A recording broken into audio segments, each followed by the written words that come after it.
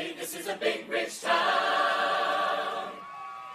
I just come from the poorest part. Bright light, city light, I gotta make it, this is where it goes down. I just happen to come up hard.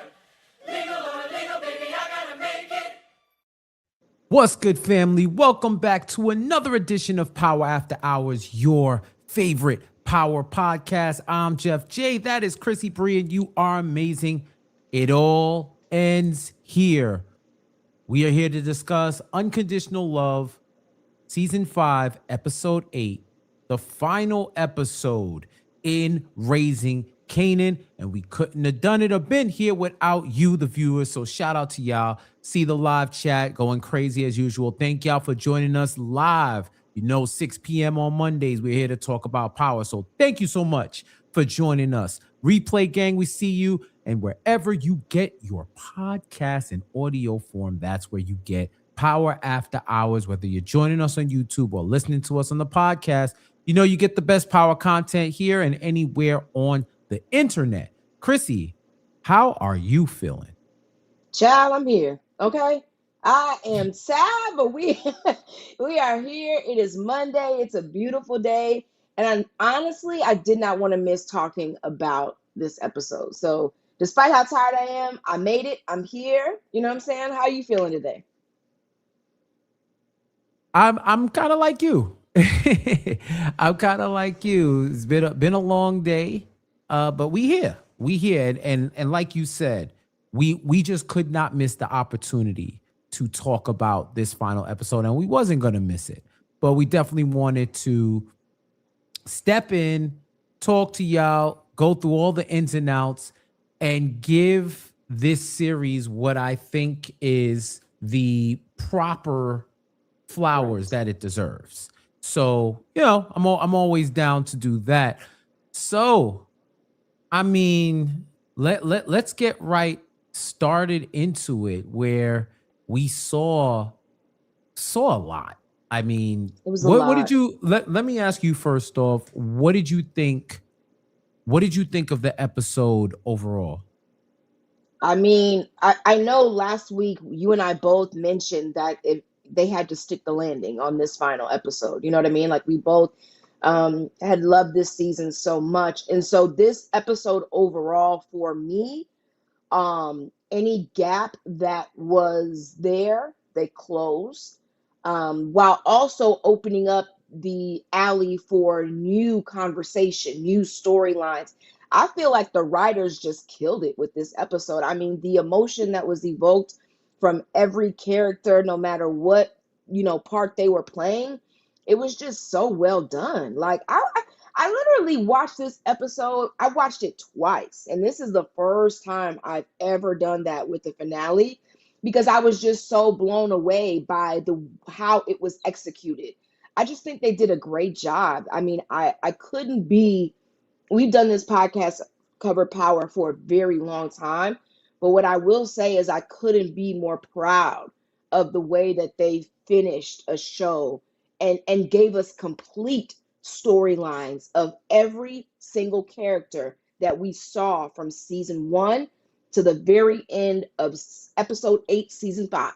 So I was literally in love with this episode overall, and this season, and just this series. It really did, like, they put, the cap on everything that we've grown to love for this show. I just feel like it was very well done. I hear that. Yeah, I've seen a lot of commentary around the final episode. First off, shout out to the power viewers, because it seemed like everybody was tapped in at midnight to watch this episode. Because when I was looking on social right after the episode and in the morning, they were blowing up threads, blowing up Twitter with all the theories, all the commentary, and the reviews of the show. So it was cool to see the timeline active for power again, because I felt like it hasn't been as active like that, especially not since the early years, and definitely not now with all the algorithm changes and just the ways in which commentary on social media has evolved. It didn't really stand the test of time. So it was really dope to see people continue to have those conversations about the show. Having said that, yeah, I mean, I've seen some criticisms out there, and they're Really? noted to me, yeah, but I I don't know. I felt like they did leave us wanting more, which is one of the Yeah. marks of a really good show. You definitely wanted more. There are definitely some things that I look at and I'm like, like, just regular criticisms. But overall, I think it was satisfying. And I've routinely called this show Southside Jamaica Queens Greek tragedy. Mm, To like good uh way to put it. Shakespeare and a Shakespearean type tragedy, Greek type tragedy, where there really is no winner.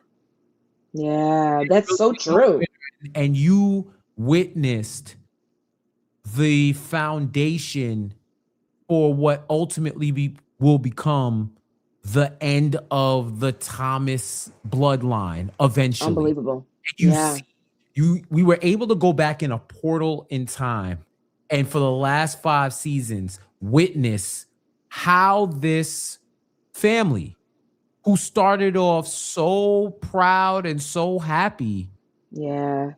effectively destroyed each other. Like, think about this. No one in that Thomas lineage died because of outside forces. They all died Yes. because of they killed each other off. Yes. Everybody from Rock's mom to Sean. Correct. Every one of those people were killed by another member of their family. It's insane Sad. to think about. And rarely there are no happy endings in those type of tragedies. There are no winners, and you get to see the pitfalls of when love breaks down and respect is gone, and all you have left are people who you just so happen to be connected to because you're blood.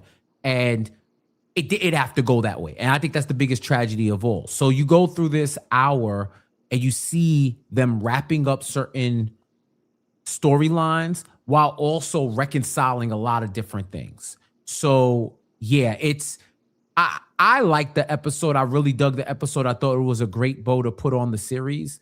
And yeah, let's really start diving in. So one of the first things I want to talk about is Rock's arc and how we ultimately got to what was her end. We saw after episode 7, she was cooked. All options off the table, straight cooked. And now she's dealing in the beginning of this episode with Marvin's death. Ugh. And you see the imagery of her crying. She's found out that her brother's her brother's dead, and she goes to Pino one more time. Like, this is what Rock is up against now. It's either you snitch to the feds, or you try to like figure it out. Right? So she goes to Pino one more time, trying to see if she could get some type of protection, knowing that she's worth it. And then the show, I feel like it takes a weird angle where Pino pretty much is on some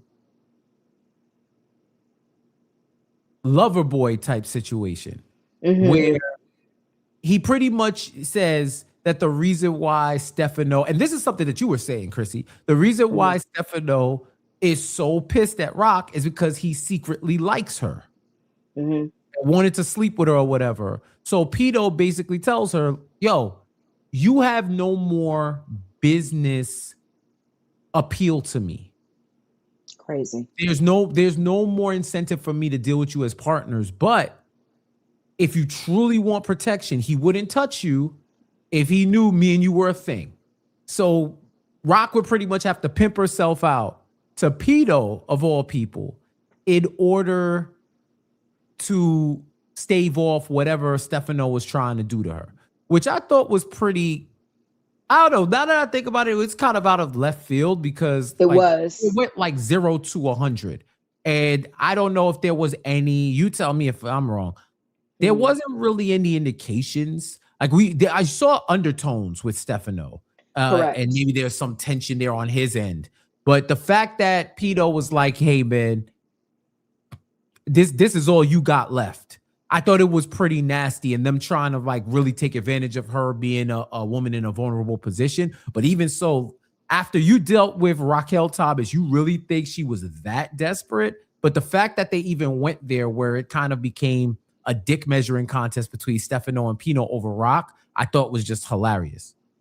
Yeah, and I think the point of that was to show that as much as Raq wanted to assert herself in dominance of being a female in the game and one of one, the way she was able to hold herself, at the end of the day, these men only looked at her as a piece of ass. You can try to demand respect from everybody that you want to, but they really don't respect her. And I think that's what it showed in the end, is that these men did not really respect her. They liked that she could bring in the money and that she could move the product, but it just went to show that everything that she thought she wasn't. And you kind of saw that crumble throughout this episode. And I think that's what they were trying to show in having the whole Pino Stefano, allure, him saying that Rock's a nice piece of ass and stuff like that. You know what I'm saying? Like, hey, everyone always knew, Raquel was that girl. Okay, we knew that. She had a cop who was with her when she was underage, and he could, she was that girl at all times. So it's just sad to me that at the very end, that is what she had to look forward to. She essentially had to get on her knees and beg. And I think she was just starting to realize that throughout this entire episode, even to the point where she was willing to snitch to the feds and realizing, nah, that's not who I am. You know what I mean? But am I really willing to give myself to this old ass Italian man to get back in the game? But even then, he told her, like, your business is done. You wouldn't be moving weight. You would be my girl, my bitch, essentially. Yeah. You know what I'm saying? Like, what kind of shit is this? And I just thought it was a sad fall for us to see the Raq from season 1, who was running the game and everybody was wanting to work with her and wanting to do everything under her, to now she is literally just a hoe. Like, they literally just want to pimp her out and have sex with her. And I just thought that was really sad to witness, to the point where your own son has to save you. And it really just made me sad to watch, because Raq was such a dominant character. Like, she held herself with such grace. And even though she knew she had a mark on her back, bitch is still walking around in her leather jacket, riding in the whip. Like, she wasn't really scared, but she knew her end was coming and she wasn't going to stop. She was going to try everything she possibly could to keep herself alive. And I just thought it was crazy that that's how her fall from grace was that it came down to them looking at her like she was literally a piece of ass. And it was heartbreaking to watch. Yeah. But she deserved it, though. Let me not be clear. She deserved that shit. I mean, it is what it is. She definitely put herself in that position. She definitely put herself in that position. And it was crazy to see that she pretty much had only one option left, and that was to become a snitch, right? And I thought it was ill that she decided to not snitch based off of what Kanan did. Correct. Right? Because if you remember, they offered her the deal.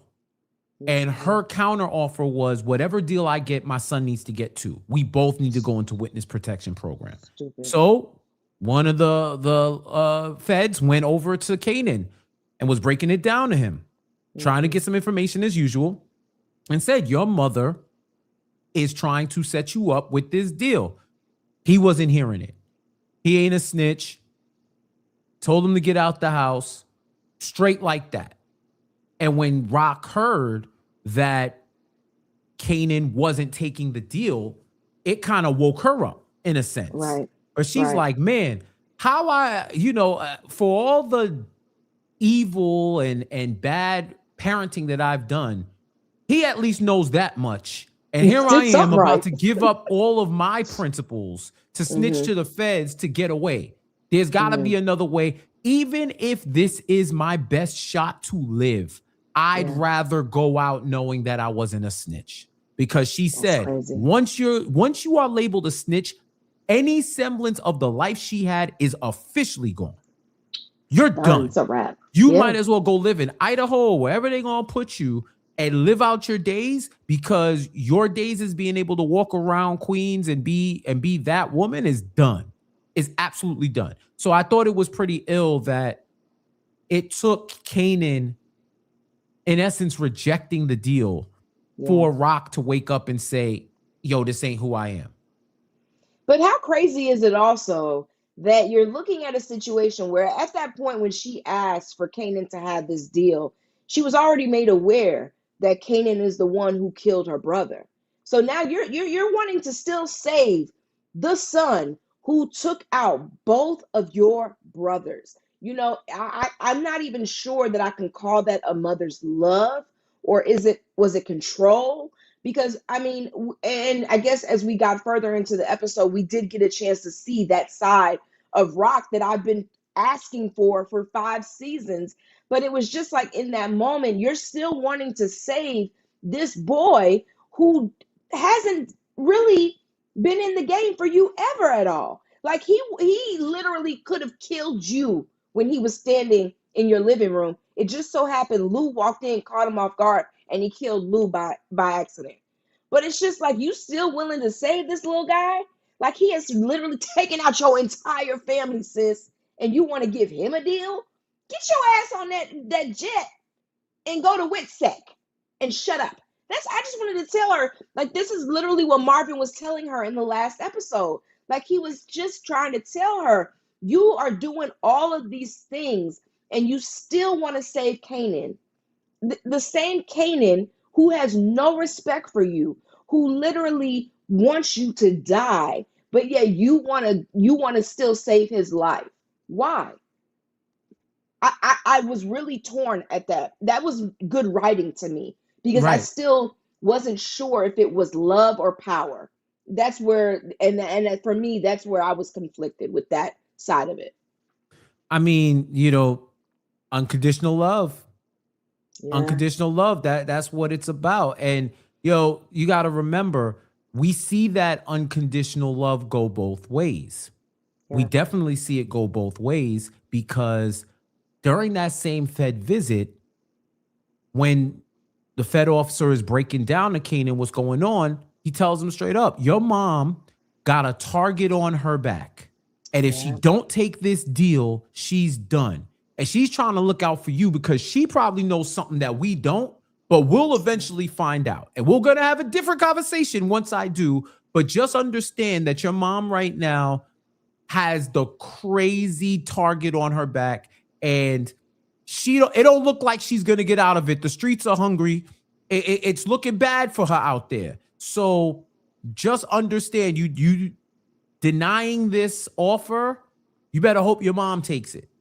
And that starts to spark, I think, what we can call the last bit of humanity in Kanan.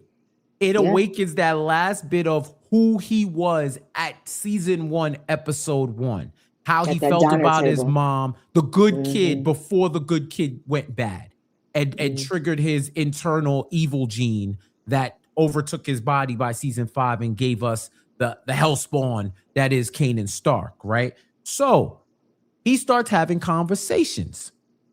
He's talking to Breeze like, yo, what if we don't kill my mother, like I've been saying for like 3 or 4 seasons? Well, what about she just run away and she never come back again? He sounds like, what if that happens, right? Yeah. And Breeze is like, hey, man, this came from the Parmesans up above. Right. This isn't my call, right? Like, Snaps and Pop may be gone, but this is still in motion because it came from on high. Like this is so you're gonna have to change some different minds, and that's what Kanan went out to do. Crazy. And he has that conversation, Chrissy, with Stefano to, in essence, advocate for his mom to live without directly saying, I want my mom to live. Right. It was the most business-like conversation he could have where he was advocating for somebody just on the merits of it is unnecessary to do it as opposed to I want to do it. He came close to the line of admitting it, but he didn't really go all the way. So I thought that conversation was interesting to me. It really was, and it almost. I'm not gonna hold you. It was an emotional watch again for me. Like, because at the end of the day, as much as Kanan tries to act like he hates his mother, I think in the end he still realized that that was his mother. Like there was a part of him that remembered the nights when they were all at that diner table in the back and eating, and everyone was having those family moments. There was still a little bit of him that wanted to believe in what she could have been to him. And I think that's what made him talk to Stefano. It's like, yo, like, I'm not saying you don't have to do what you got to do, but if you have any peace of mind, if any little bit of your heart is still out there, give my mom a shot. And it was just weird. I'm happy that he did it for her.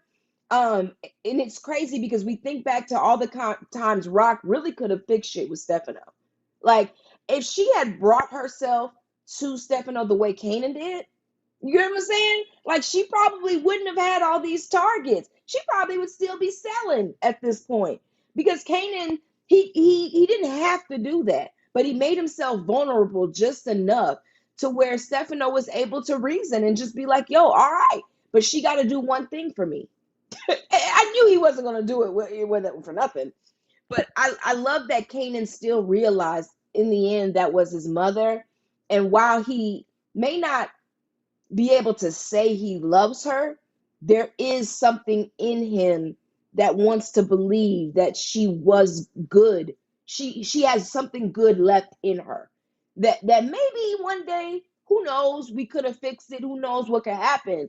But he didn't want to have that on his heart, that he's the reason why his mom was gone.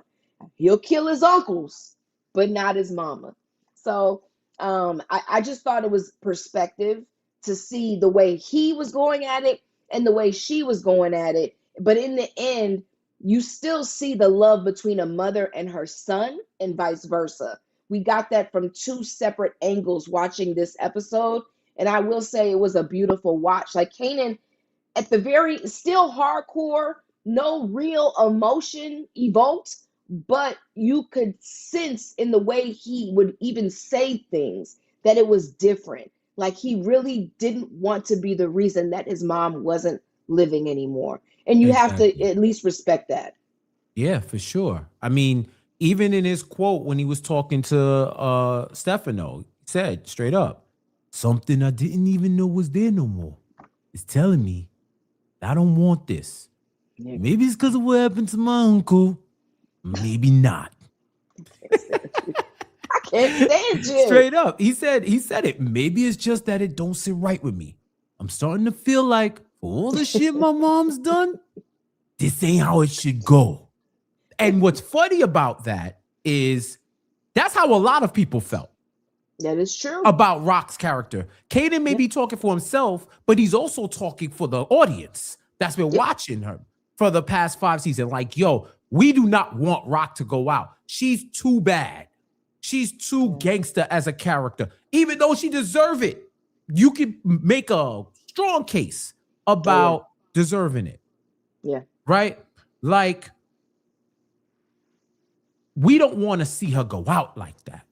Yeah, man. You know what I mean? Like, I wasn't even trying to sound like Kanan there, and he's possessing me right now from beyond the grave, from looking up at us at our review and whatnot. But this was him saying, hey, maybe we all got a little too crazy with this war. Yeah. Remember, He wasn't the first person to tell Stefano, yo, she's not in Queens, fam. Why do you care? It's like, oh, she disrespected me. She disrespected me. Why? Because she decided to take her business elsewhere. When you said she can't do business in a borough, she goes to a different borough, but it's disrespect to you? No, it's disrespect to you because she went to go work with Pino. That's what it was. Like, that's what the real disrespect is. Not to mention, once again, the fact that you tried to set her up with that whole civil war with Unique to get both of them killed. But we're not going to talk about old shit, right? So he tried to set her up. She was able to resist it. Maybe there was some, he also found her attractive. And on top of that, like, how could you deny me the same way? Like, you going to Pino after you was dealing with me? That could be a lot of it, but it wasn't. And yes, she tried to put a hit out on you. It was a failed hit. Real talk, y'all are even now. Essentially. Real talk, y'all are even now. So when I think about all of that, valid.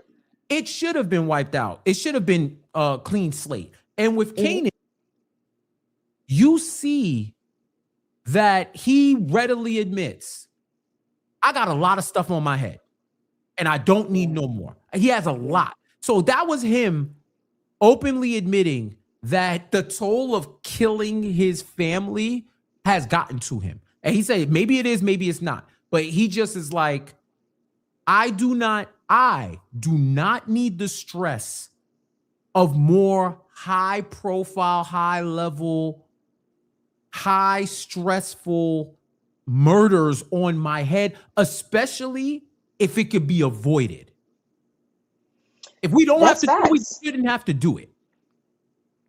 Listen, those two boys, Stefano and Pino, and I say boys because it really was.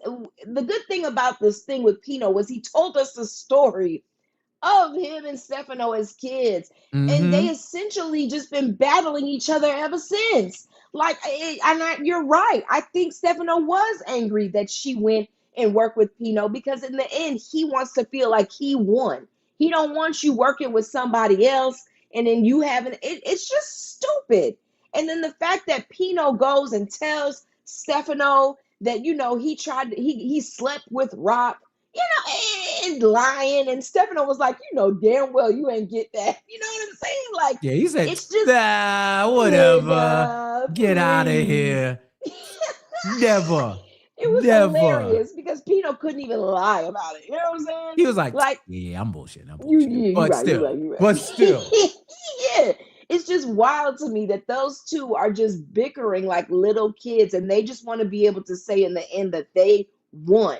And Stefano and Kanan, I do believe Kanan did the right thing and at least trying to save his mother. Because at the end of all of this, Raq could have had Kanan in jail. You know what I'm saying? Like, she was there and witnessed him killing Lou. So, she could have turned him in for that. She didn't have to cover that up. Granted, she would be going to jail too because you covered it up. But Kanan has to know that she has, in her own way, been protecting him. And I think he may have realized that and tried just one last shot at showing his mother that while maybe he don't want nothing to do with her, at least he doesn't want her dead.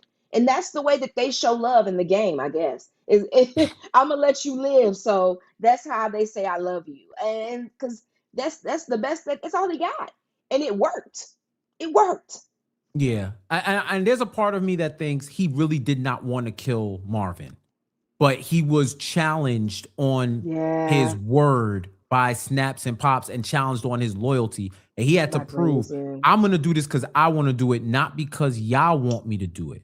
And there was some type of disconnect where he allowed whatever the code of the streets is to apply unilaterally to everybody, regardless of how close they are to you. You no longer held any esteemed rank in his life because you were family or because you were a close friend or because you were a son or anything like that.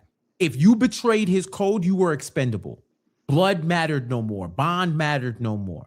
That's where he became ultimately ruthless. And we said it last episode. Marvin was prophetic with the way he called out what was going to happen to Kanan Yeah. in his life, right? And I think that one death, though that death and another death are the ones combined that solidified who Kanan was eventually going to be.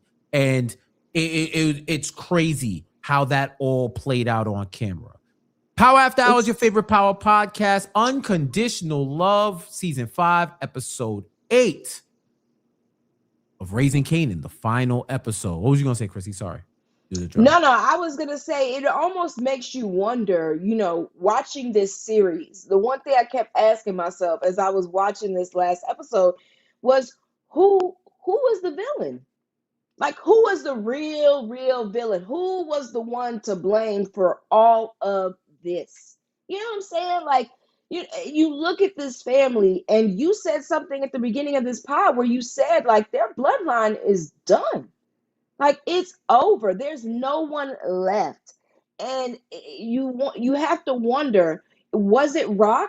Was Raq the catalyst for everything that happened underneath her, because she was in the game and she brought her brothers in and she started all of this, and she, had Kanan doing things that he shouldn't have been doing as a kid? Is it Kanan that ended up being the real villain because he was so ruthless? Like, there's just so many ways that you can look at it. But I think we got answers in this episode that helped me to just realize, like, Raq, while she was the biggest villain out of all of this, like, she, in some way, felt like what she was doing was operating out of love for those people in her life. And I don't know how she twisted it so bad. I'm like, God damn, girl. Well, what church was you in with your mama? Because her mom was always in that church. But whatever Bible she was reading wasn't the right one. Because I just don't understand how you conflate that with love.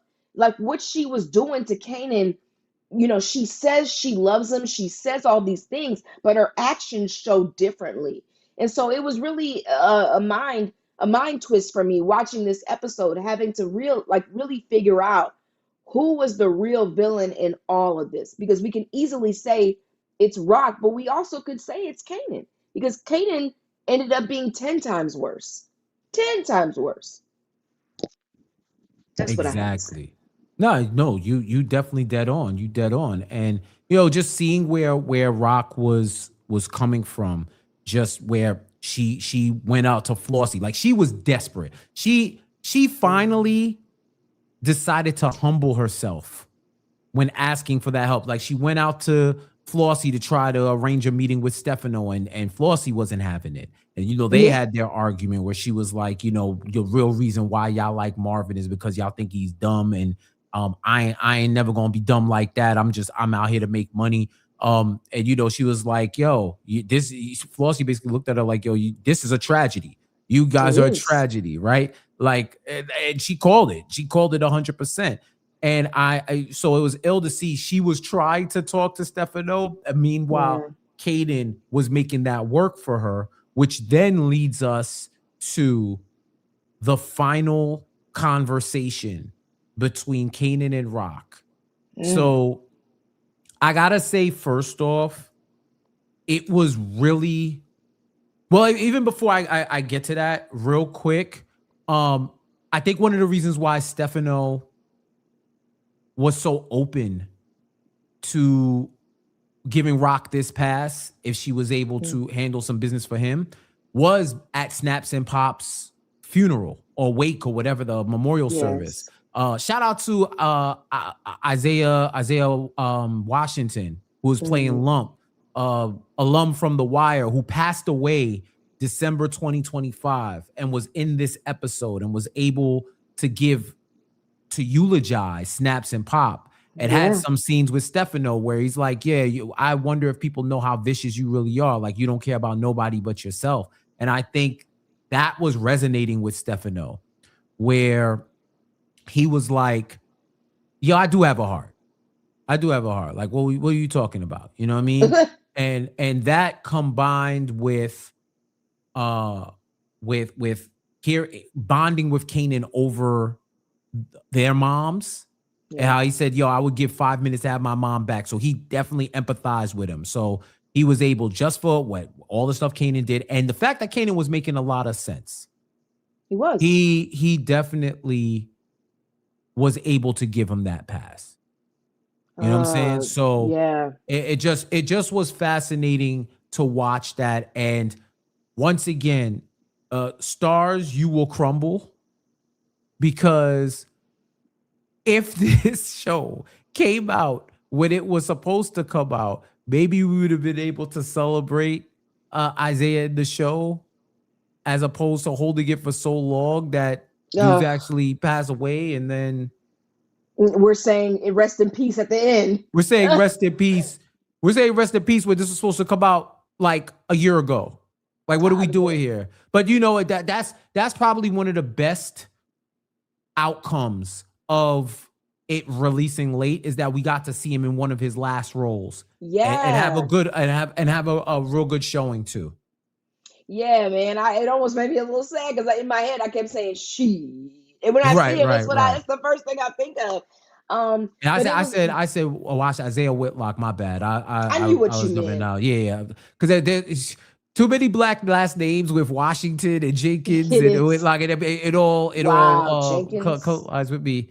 If I had said Isaiah Jenkins, you could have pointed me into the sun. But yeah, shout out RP Isaiah Whitlock Jr. Stellar Definitely, I'm character. glad he was able to have that role. Yeah, man. And I will say, as I was watching and we got that final conversation between Raq and Kanan, boy, what a scene. Okay? Like, when I tell y'all, if y'all thought I was emotional last week, oh, I was emotional again this week, child. Chrissy Mhm. tears were in full effect.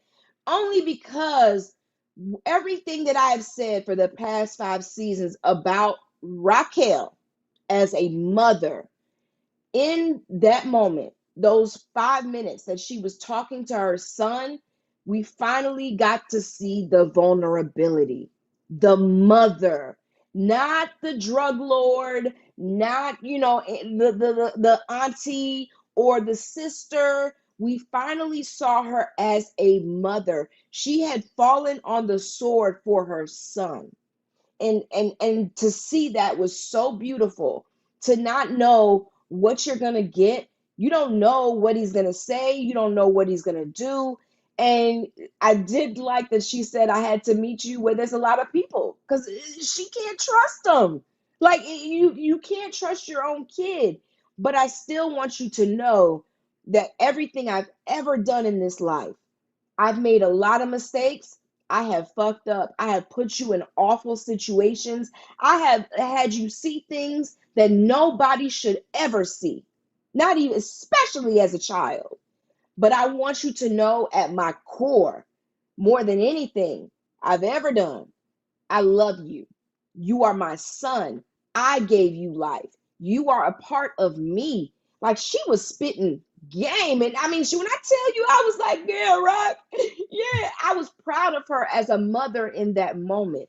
Because I don't think people, especially if you're not a parent, I don't think people realize how hard it is to apologize to your child, to say that you were wrong, especially if it was ingrained in you when you were a kid to always obey your parents. You can they can never do wrong. You always respect them, and you don't ever expect them to apologize. I know damn sure growing up I didn't. You know what I'm Mhm. saying? So for him to get that, for him to finally see Rock showing that side and telling him, I am sorry. Like, and I believed her. In that moment, I actually, for the first time, believed Rock as a mother. Like, and it was beautiful Patina, amazing actress, because Word. she made me feel things in that scene. It was so beautifully done. And you're seeing her in this episode reminisce, driving by the old house, and you're getting this emotion that's being evoked from her. And I just thought it was really dope that while we know what happens to her, Kanan's final moments with his mother were what he's been asking of from her from the very beginning. He at least knows what she thought, what she felt, and who she was outside of all the bullshit. And I really felt her in that moment, not as, not as Raq, but as mom. And that's the first time I've ever seen her display that in this whole series. And I just thought it was very well done. 1,000%. This was, I have to say, in terms of the Power series, this is some of the most powerful dialogue that we've heard between two characters that are just keeping it real with each other in the ways in which they can. Like, there was so many bars between the two of them, and it was years of pent up frustration and aggression and disappointment and acrimony. All those things came to a head in that scene right there. Like, some of the things, like Raq telling Kanan, you took my brothers from me, but I also know that shit don't happen without me.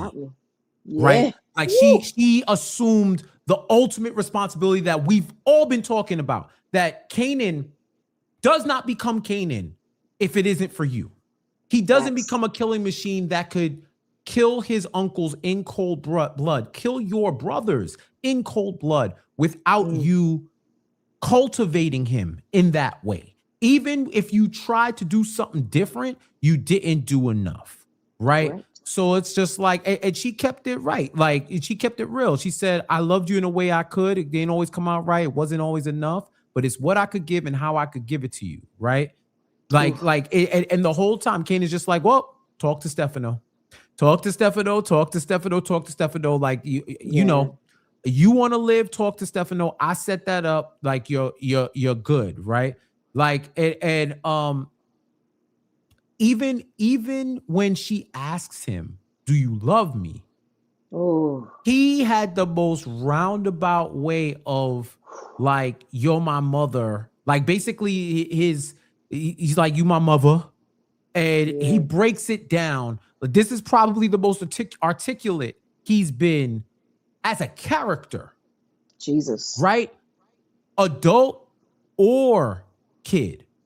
Just when you think about what he was saying, right? It's just like, and we ain't gonna get too many of these opportunities again. So, I gotta do it for the people. He tells him, like, here we go. No matter how fucked up you've been, some part of me still keep believing you gonna be better. You gonna be who I want, who I need. I've been waiting for you to be that to me.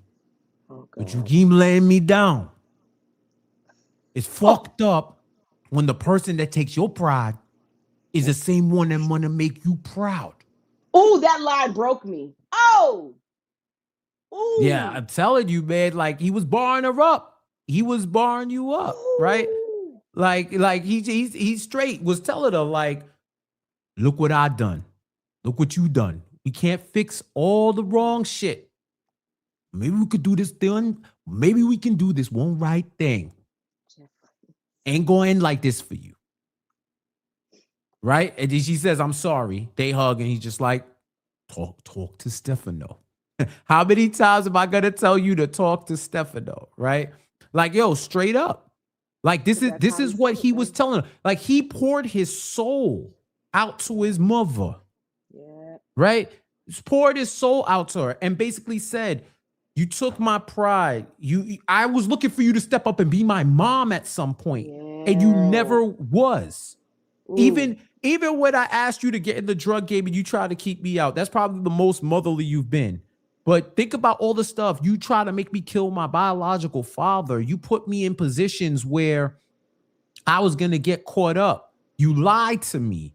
You've done all these things to the point where I believe that you had it in you to kill my best friend because you killed D-Wiz. You killed Scrap. Like, you did all these things. These things mount over time to the point where I can't even say Kanan was paranoid, because you have to be able to believe that somebody could snake you like that when you see examples of them not caring, when they have no more boundaries left for what is appropriate when it comes to taking a life, right? Like it used to be what women and kids are off limits. Raq had no limits. So what did you None. expect Kanan to become? He became the ultimate limitless gangster. And he did That's it the because word. he watched his mom say, "Oh, that's a kid, but he gotta go." He's Yep. been somebody that's been loyal to us for years. And if push came to shove, he wouldn't rat us out. But you know what? I got a tip from a cop that he was in a precinct, so I can't take any chances. He gotta go too. And you know what? I'm gonna make my brother kill this kid. I'm Awful. gonna kill this other kid myself. Ruthless. So I think she finally realized this was the monster you created. Absolutely. And would You go on I to terrorize Southside for decades to come. you make it sound like he's a monster. You're absolutely right. And Exactly. It's a force of nature. I'm gonna be honest with y'all.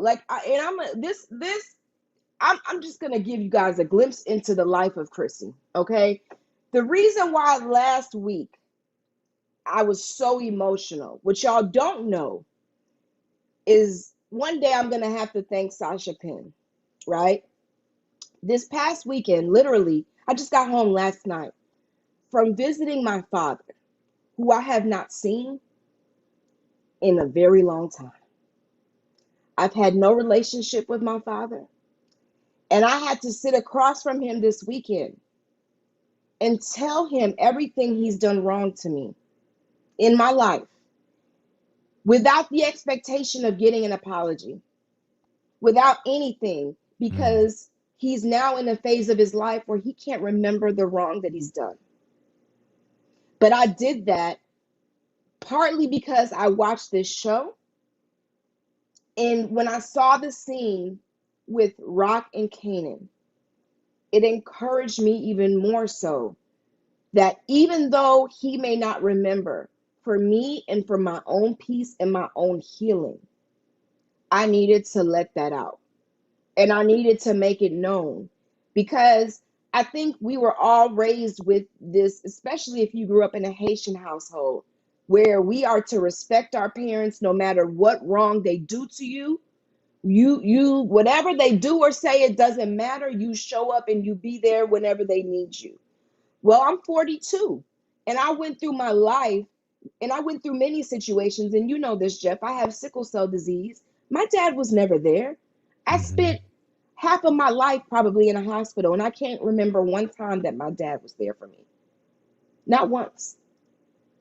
But I knew that for me to be a better human and a better person, that I needed to at least sit across from the man that I felt was to blame for a lot of my mistakes. I may not have been the monster that Kanan was, but a lot of the wrongs that I've done in my life stem from the things that he did to me.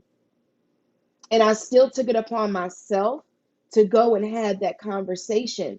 And I did that because of these last two episodes. So it was hard for me. And it was hard for me to show up for y'all tonight because I have been going through it these last few days. But I wanted to show up and to let y'all know how much this show and this episode meant to me. As somebody who's done this podcast for power, it's just, it meant more to me than just a show. It affected my life. And I hope that maybe there's somebody watching this that maybe needs to hear that. And I hope that y'all can learn from that because it is deeper than a show. Sometimes it can affect you in a different way. And so I just had to get that out for y'all. That scene was very, very powerful for me because I was Kanan in that moment. Mm. And it was very, very hard to be there, but I did it for me and I did it for my son, who is now 10. And I know that I never want to be the parent that my father was. So I had to go and change all of the mistakes that I've made so that I can give him a better future and a better life and not put the pain that I've had onto him. And that's so hard to do, especially watching the show. You know, Kanan is not able to recover that nigga done killed his son. So we know he never recovers, right? But I do love how even in that moment they're able to show us the human side of Kanan, how he could still in no matter how much of a monster he was, he still found it in his heart to forgive his mom for all the pain that she caused him enough to save her life. And I thought that was very, very powerful, and it was beautiful to witness. So that's my two piece, and I just had to get that out there, child. No, thank you, sis, for sharing. I appreciate you. And that shows the power of this medium. Yeah. Impactful writing can resonate throughout our entire lives. And I think I speak for everybody when I say the moral of the story is talk to Stefano. Yeah. All else fails. You going through some problems. If you feel like the heat is on your back and you have nowhere else to turn, talk to Stefano. Because you can handle these things. You know what I'm saying? But yeah, man, that's powerful, Chrissy. That's really powerful. And that just goes to show you living what you see these fictional characters doing. You can juxtapose that to your own life and see how you have similar tangents, without the murder, death, kill. But you also can see like those common themes of family and struggle and conflict and the need for a resolution. I could tell you one of the most bittersweet things about that scene didn't even really have anything to do with Raq and Kanan. It's the fact that they shot it outside of the Jamaica Coliseum Mall, which I believe they tore down. The mall, really? blame online shopping, blame whatever the case may be, blame rising rents, but there is no more Jamaica Coliseum Mall. Earlier this year, they did a benefit, and I forget the brother's name. I apologize, but he's somebody. If you go on Instagram, he talks about the history of Queens. Like he goes through and is routinely talking about the history of Queens and what happened on different streets and on different blocks. And him and a couple of other people organized a farewell to the Coliseum Mall. So Raising Kanan was probably the last production that incorporated Jamaica Coliseum Mall. So that was like later on this year. And they're probably going to put high rises or whatever the fuck over there. But for someone like me who grew up, and the Coliseum Mall was one of the third spaces for kids in New York City, it was a landmark for hip hop. There was, Wu-Tang shot videos over there. I want to say that the ice cream video was shot over there. Bunch of other hip hop legends from Queens would be going through there. All the Def Jam went through there. And it was just that whole Coliseum block. Like it literally was called the Coliseum block because you had Jamaica Coliseum Mall at the end and a bunch of shops that line that street. Mom and pop shops. You could get sneakers. You could get clothes. One of the best Jamaican beef patties I've ever had in my history of living was on the corner of that street, like right before you first walk in. So many memories flood in when I've been on the Ave and when I've walked down there just from my youth and even going up to today. So it's sad to me to see the Coliseum literally be a relic, be vibrant in their time, which was the early to mid 90s. And now it's a street dream. It's a relic of a bygone era, and we lost it. So for me, that was also bittersweet to see it and say, like, damn, I can't believe it's gone. It was a real mall, like a kind of mall. It was a mall. It was a mall. It's not like the mall like y'all be thinking about, where it's all set, it's separate, and it's all of this nice area. It was a definition mall. Like what a mall, if you look at the definition of what a mall is, but it was a big building with multiple stores in it. So like for folks from LA, if you're familiar with the swap meet in Slauson, like if you go to the Slauson swap meet, that's like the LA version of the Coliseum Mall. So like bunch of boutique shops, multi-floor, like shoot, I got my ear pierced at the Coliseum Mall. Like I got jewelry in the Coliseum Mall. Like it's just ill. Like if you talk to people from our era, you'll know they'll wax poetic about that block, Jamaica Ave, Coliseum, like before Amazon, eBay, or online shopping was popping, you can go get anything down there, like literally anything down there that you need. And then after school, you go in there. The Yeah, bus that's dope. depot used to start and end right around the corner from the Coliseum Mall, like literally I right was around in the corner. there. So if you were going to high school around that area, you went down around the Coliseum Mall to get on your bus and go out. Or if you're coming from other parts of Queens, the last stop on those buses was basically 165th, which was the block before after the Coliseum Mall. Like the depot was right behind the mall on the other opposite street, and you could just walk around and go through. So Is it's that where they it's shot the scenes when the Juke's group was singing yeah. in the mall? Was that the mall? Okay, I don't okay, know. I don't all know right, if that was Coliseum Mall. That might have been something else. It okay, might have been. I'd okay. have to go back and see. But remember when Kanan got kidnapped? Yeah. That was on the Coliseum block. So when he first met Oh, Breeze, that was okay, on the Coliseum block. got you.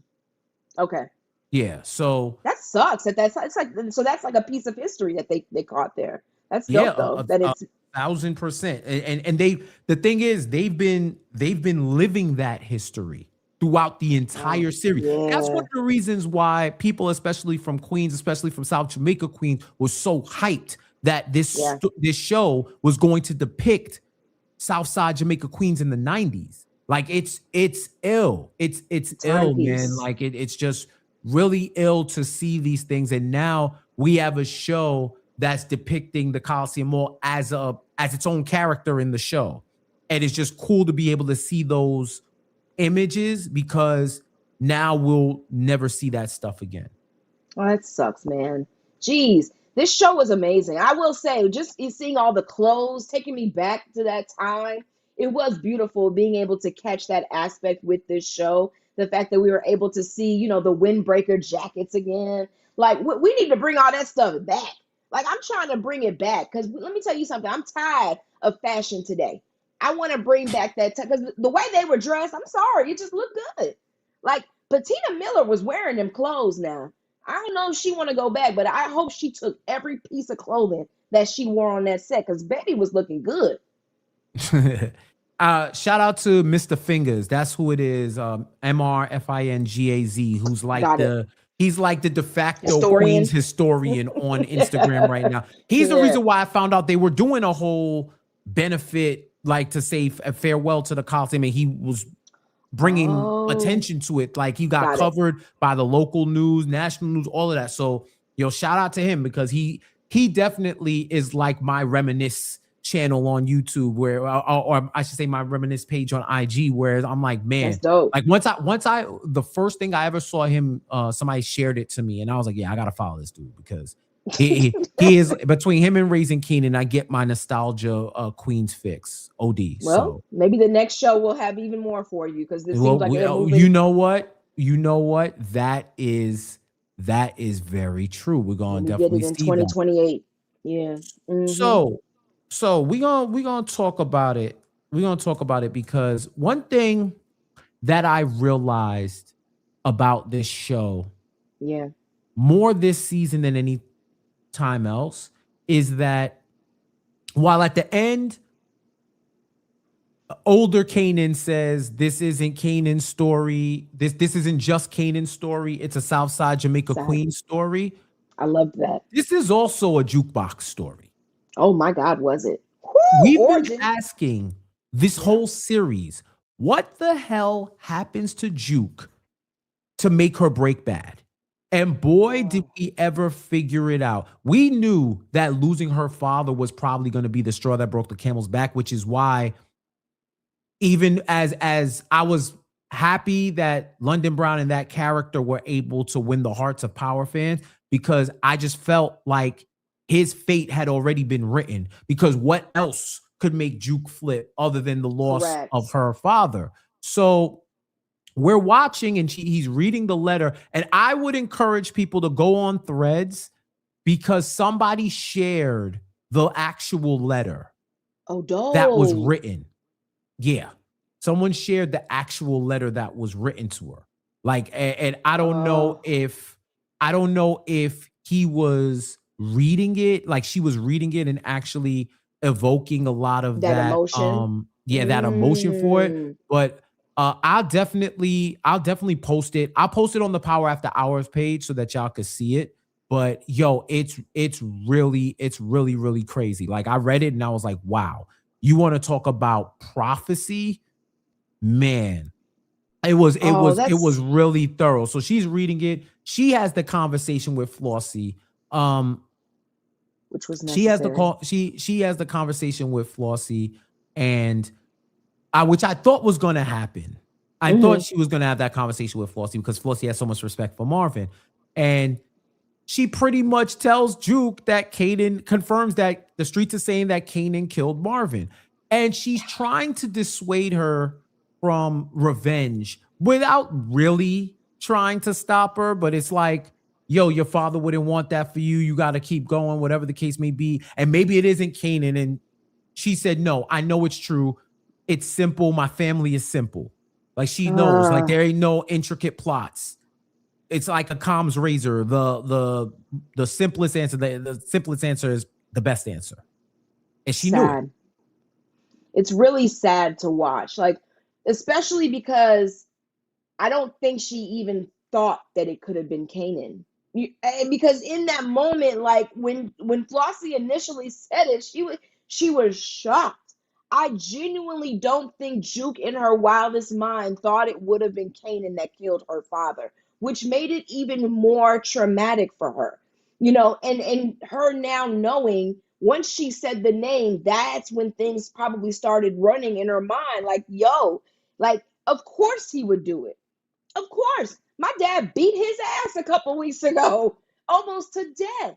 And so it's really, when you think back on her character, a lot of shit has happened over the seasons. I know we've been paying attention to Kanan, and because we wanted to also know how he became the Kanan Stark. But my God, if you go back to season one, Juke been going through it too. But we always kind of thought that maybe she could be saved in some way, even though we know what she became. It was like we had more hope for her because she seemed to have more common sense in a way. Like she had more real life experiences outside of the game. This is somebody who had a music group. She was in the military. She did things that Kanan would never do. So I really thought, that I just wanted more for her as we watched her character develop. But I knew losing her dad, not only losing her dad, but finding out that you lost him at the hands of someone that you looked at like your brother. I can't even imagine. Like, he was the one that Juke would talk to when she was struggling with everything that's been going on with her. Like, they were the closest. So to find that out, I think just finally, it's like something just broke in her. Like there was everyone tried to talk to her, the detective, Flossie, and it was like nothing was going to stop her because she knew what she had to do. But I don't know, I think she, in her mind, she was wanting to get revenge and kill Kanan. And then as she's following him, she realizes I can do one better. But she became somebody that I couldn't even look at in this episode. She was so ruthless, even more so than the girl who killed Snaps and Pops last week. She went Mm-hmm. even further. I mean, it was scary to look at her face in this episode because it was almost like there was no emotion left. There was nothing in her. It's like she lost everything when her dad died. And it was really crazy how they were able to execute that in just one season, like 2 episodes essentially. Like that's insane to me. And she's an amazing actress as well. Yeah, yeah, exactly. And we talked about what Raq had to do. Stefano put it out there, basically Yeah. go kill Pino. And she used Pino's horniness to his disadvantage. And she got caught crazy slipping, right? Yeah. Well, he got caught crazy slipping. Like they didn't pat her down. You didn't have nothing. Like you just I let her couldn't roll believe in there. that. Like that, the amount of hubris on you, and he paid for it. He knew it was Stefano before he got He's put down, right? goddamn So Stefano. I thought it was ill. Like you brought it, you brought it home earlier when you said Raq. She knew Stefano made the deal. You kill him, then you have 24 hours to leave Queens, or you're done. Like get out, never come back. Like that is the rule. Like you can't have your life. You can't have your life here. You could have your life, but you can't have your life here. So in essence, she's got to go into like de facto witness protection herself. Like she can't stay in New York. He doesn't want her in the state, right? So she has to leave. And she does this, and it was funny because the whole time she goes back and she's packing, Kelly's screaming, "Why are you packing? Why didn't you pack before? Why are you packing now? What the fuck? Why are you not packing? Why are you packing now?" Right? Yeah. And I'm like, yo, not only did you go back home to pack, you packing like you going on a real trip. Like you didn't pack light. Like, of course, you had your bag of money because all the Thomases got a random bag of money somewhere. All do. But you took your sweet time to pack. And I get it. You probably are under the impression, all right, I got time. I got 24 hours. I'll they gonna pull the drop on me. But even me, I probably would have been like, yo, maybe Stefano is lying and he's trying to set me up after we get word that Pino's dead. So if it was me, and I'm gonna lie, Kelly was real about it, right? If that was me, I would have packed up the night before, put everything in the car, went, did Pino, and then maybe go around to see if you could find Juke to say bye. Yeah. And if not, yo, I'll call you and I'm out. Right? Yeah. But she didn't do it. And then we got that scene between Juke and Raq, Chrissy. Heartbreaking. I mean, goddamn. Like, and I'm with Kelly. Like, what the fuck is you doing packing? Girl, I would have been had my stuff in the car. I'm out. Why? Because also, do you not think that Pino's people are going to try to come after you? Like, she just thought she was exempt from retaliation? Like, I'm like, girl, what was you thinking? Like, get the fuck out of here. I would have been had a plane ticket to Bali or something. My ass is going to look good while I'm walking. You're going to watch me walking away. But you're not going to find me in my house. She was dressed all nice, too. Like, she had on a nice little sweater and the boots. Girl, get your ass in some sweats and hightail it to the next Greyhound. She was taking way too much time. And she got caught slipping by the person that she least expected to get caught slipping by. And that is what made it even worse. And I kind of felt like Juke was going to make that decision when she saw Kanan and Raq hugging outside of the mall, when they were having their conversation. I was like, oh, Juke, don't do it. Because I thought she was going to make it out alive. We only had like 6-7 minutes left of the episode. And I was like, oh, maybe that line when Kanan said, I'm going to see my mom, maybe she is alive. I was like, okay. Like, I was thinking. And then once Juke walked in there, her face, it told me all I needed to know. She really became a stone cold killer with zero emotion. If there was any emotion that she had left, it left when her father died. I think Marvin dying was the last bit of humanity, of kindness, of love that she had. And you got to think about all the loss that she's gone through. That little white girl that she loved, okay? She's lost that. She lost Lou, who helped her with her music career. And now she's lost her dad. And so, and Raq admitted to Kanan that it was all her fault. So you essentially, Juke taking her out makes sense. Because maybe they wouldn't all be in this position if Raq didn't do all the things that she did. So I understood it. It just still was hard to watch because when she shot that first bullet, I was like, goddamn. It's over. Yeah. It's really Yeah, knew it was curtains for our girl, man. It was curtains for our girl. Now, shout out to Pluto Smith on Threads who stated what you said with even more detail to like hammer home how Juke really flipped. Lost her Yeah. first love, lost her Yeah. recording artist dream, lost her mother, lost her childhood friend, lost her uncle, lost her father, all through no fault of her own. She was failed. She had every right to be evil and crash out the way she did. So if you think about the actual loss, this was someone who wasn't even trying to be in the game. We met her boosting polo Right. on the Ave in the city and on the Ave and selling that.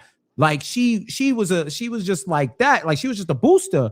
But now the game took away all those people, Everything. and half of those people were Kanan, right? Like Awful. Kanan had a hand in it, and she just tried to move in the way that she knew that she could move, and suffered all of this loss. Marvin was the final straw. I think whoever killed Marvin was going to be on our hit list, but the fact that it was Kanan, after she saw the way Kanan was transforming, after the way he killed her uncle Lou, after the way he was treating her friends, after the way he basically discarded any feelings for fame once he was dead.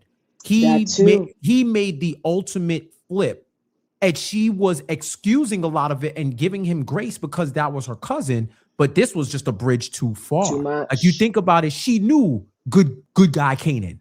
She knew good kid Kanan, and probably is looking at him like, you a sucker. Like this ain't you. And now this is real world implications. Like you took people from my life and you playing gangster. Now I'm going to make it so that you have no point of return back. Once she saw Raq and Kanan hugging, she knew, and she says it later on, this would hurt you way more than killing you. Killing you would be the easy option. Now you're going to live knowing that there's no one left. There's no one left, right? And in that scene with Raq, she tells her, like, I'm sorry, Aunt Raq. She's like, for what? And he's like, yo, you wouldn't understand even if I tried. He's like, yo, I did not kill your father, bro. Like, she's like, I know. And he says, so what is this about? Kanan. And she's like, what does Kanan got to do with me? Right. Like, she's like, yo, why? And it's funny that I still don't think she realized what was happening when she pulled up on Kanan. Mind you, they both know that he killed Marvin. Yeah. So when she says Kanan, I know she's probably thinking, well, why are you coming after me if you know your cousin did it? If you want your revenge, go after your cousin. That's probably what she's thinking. She doesn't realize Juke is on a whole nother level with it. Juke is thought past this whole, eye for an eye thing, you know? And it was cold. And I ain't gonna lie. We talked a lot of shit up here about Raq deserved this, Raq deserved that. Raq got by Juke, and I was sick. I was like, come of all on, people, man. I know. I thought you had it. I thought you had it out. I thought you had the out. And Juke took you away. And as much as you might have deserved it, it was still sick to see because she was an ill cat, just like Marvin. When she was gone, I understood what Kanan meant when he said, that's not how she's supposed to go out. Yeah. And that's how I felt. Like, I understand why. And I'm like, damn. She went out like that. She went out like that. It was her fate, but damn. That's all I kept saying. But think about it, though. When I think about this show, out of all the characters, like, yeah, I could feel bad for Kanan, but low-key, I feel bad for Juke the most. Like, because like you just said, she wanted no part of this game. Like, she literally tried to do everything else but be a part of it until she had no choice. And I think it's so sad how many people failed her in that process. How many times she could have escaped it and become something bigger and better than her circumstance. And she just couldn't get away from it. And it's heartbreaking when you realize what she ended up becoming, because it didn't have to be that way for her. It genuinely didn't, because Marvin, even Flossie was telling Marvin, protect your daughter. Like, do what you got to do. And I think what's sad about that is it was just too late. He got that sense of mind too late to save her from what she ended up becoming. And I really, it makes me so sad when I think about Juke, because we just really watched somebody that had a beautiful voice, was amazing in the military, got her ass beat by the church because they didn't want her to be gay. I mean, the girl went through it, and she at many points could have become a villain, but she fought that feeling every single time until she couldn't anymore. And it's really sad. It breaks my heart, honestly. Yeah. And if that wasn't as heartbreaking as you thought it would be, that conversation between Juke and Kanan Oh God. in the diner was crazy, right? And it's just like when she told him, dropping you wasn't going to hurt enough. You wouldn't feel the pain for as long as I want you to feel it. He said, I want you to have nothing, nigga, just like me. I want you to go through life alone, your life alone, with nobody to give a fuck whether you live or die. You're going to be alive, real. But everyone around you who cared, gone. Right? And if that wasn't like accurate, way worse. She told him straight up, it's way worse than being dead. Right? It's true. There was no comeback that Kanan could say to trump what she was saying. Like straight up, she said, he was like, you just as alone as me, Juke. Yeah, nigga, shut up. He's just like, no. Shut up. Know what I did to you? This is gonna keep me warm for a while, and that's just enough, right? She scared me when she said that shit. That shit was scary. That's where we saw Juke that we know and love. Hell yeah. That was the Juke, and I don't know if she was channeling Anika Nani Rose in that, but boy, this was the final form. This was Juke's final form right there, where we meet the wild child who literally doesn't care if she lives or dies and is going to live by her code and go off and do whatever, right? It just like, even when Kanan's threatening her, she's like, have at it, nigga. Do what you got to do. What you got to do. Even so spiteful, Juke so spiteful that she tells Kanan that your mother didn't love you and she was trying to get me to kill you, lied on Raq before I killed her. Right? So that was the final nail in the coffin. So even if Kanan had a sliver of humanity left, who knows if he believes it or not? That's the thing. But losing his mom, the last person that he tried to save, because you know what? This was somebody who did care about him, despite everything else, despite killing her brothers, despite being who he was. And having her somewhere out there would have been better for him than not having her at all. And I think that was the last tether to humanity that he had, ironically, that he had. And now that that's severed, we are now on the path to OG Kanan.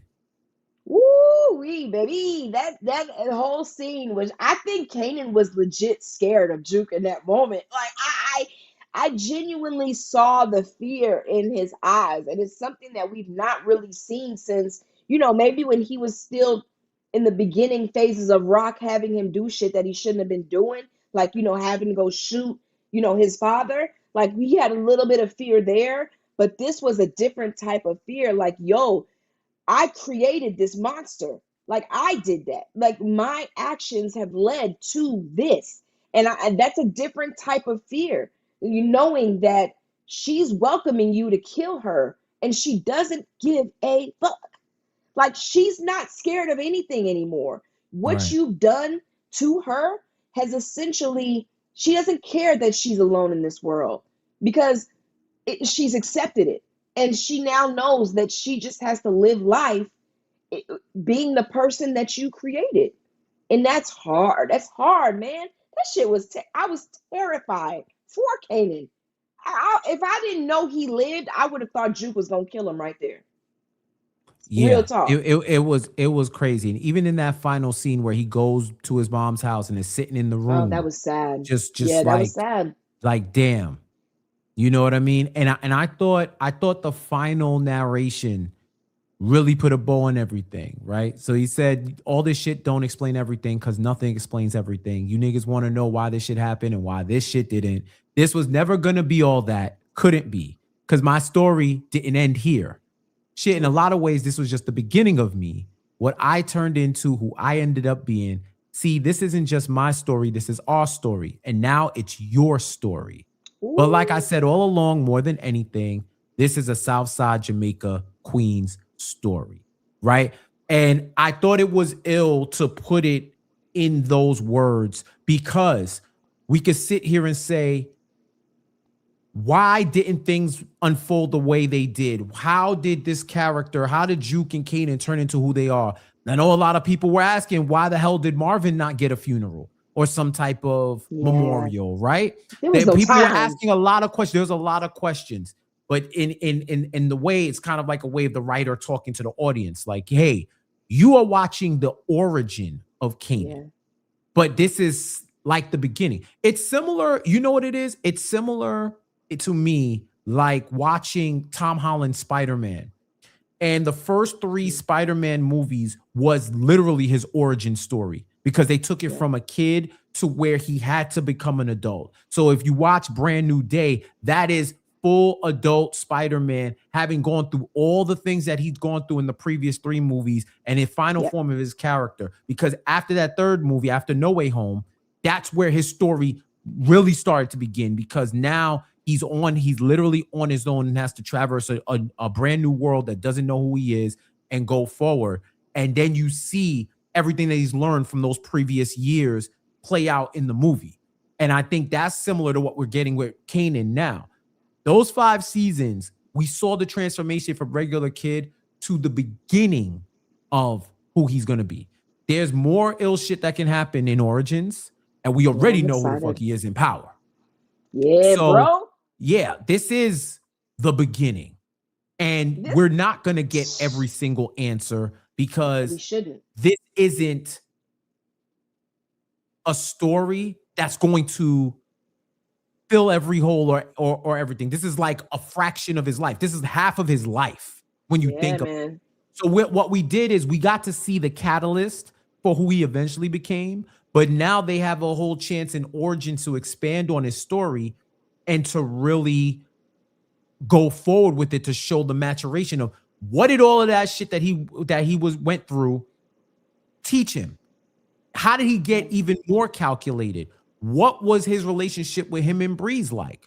And for that matter, Ghost and Tommy, we got to see the preschoolers. Yeah, that was crazy. Pull up and he told them to stop eating. When he stopped eating Happy Meals, come holla at him, right? I think in the same way, this next origin story is the origin of Tommy and Ghost. It's going to be Kanan's story, Kanan and Breeze's story, in the way that Raising Kanan started off as Raq's story. Raq and the Tommy. So. Remember, season 1, Kanan was a supporting character. He wasn't the main thing. Even when you look at the promotional posters season by season, he slowly becomes more prominent until like season 4, where he's sitting in front of all the money. I think season 3 or season 4, when he's sitting in front of all the money. And then now the last one, shout out to Power TV fans in the building. He has it in his Abby with the half Mackay Curtis, half 50 Cent one with all the other characters on the side, right? He slowly but surely became the focal point of the story. I remember when we was reviewing Chrissy, people were saying, yeah, we want to know more about Kanan. Like, damn, we just learned about Raq. We just learned about Marvin. But little did we know. Boy, oh little boy. Did we know. It mattered. It mattered. All those little stories about all these people mattered to the point where now I'm so invested and I want to know more, not just about Kanan. I also want to know how Kanan and Juke ever came back together to even have conversations normally after everything that we just witnessed in that final scene.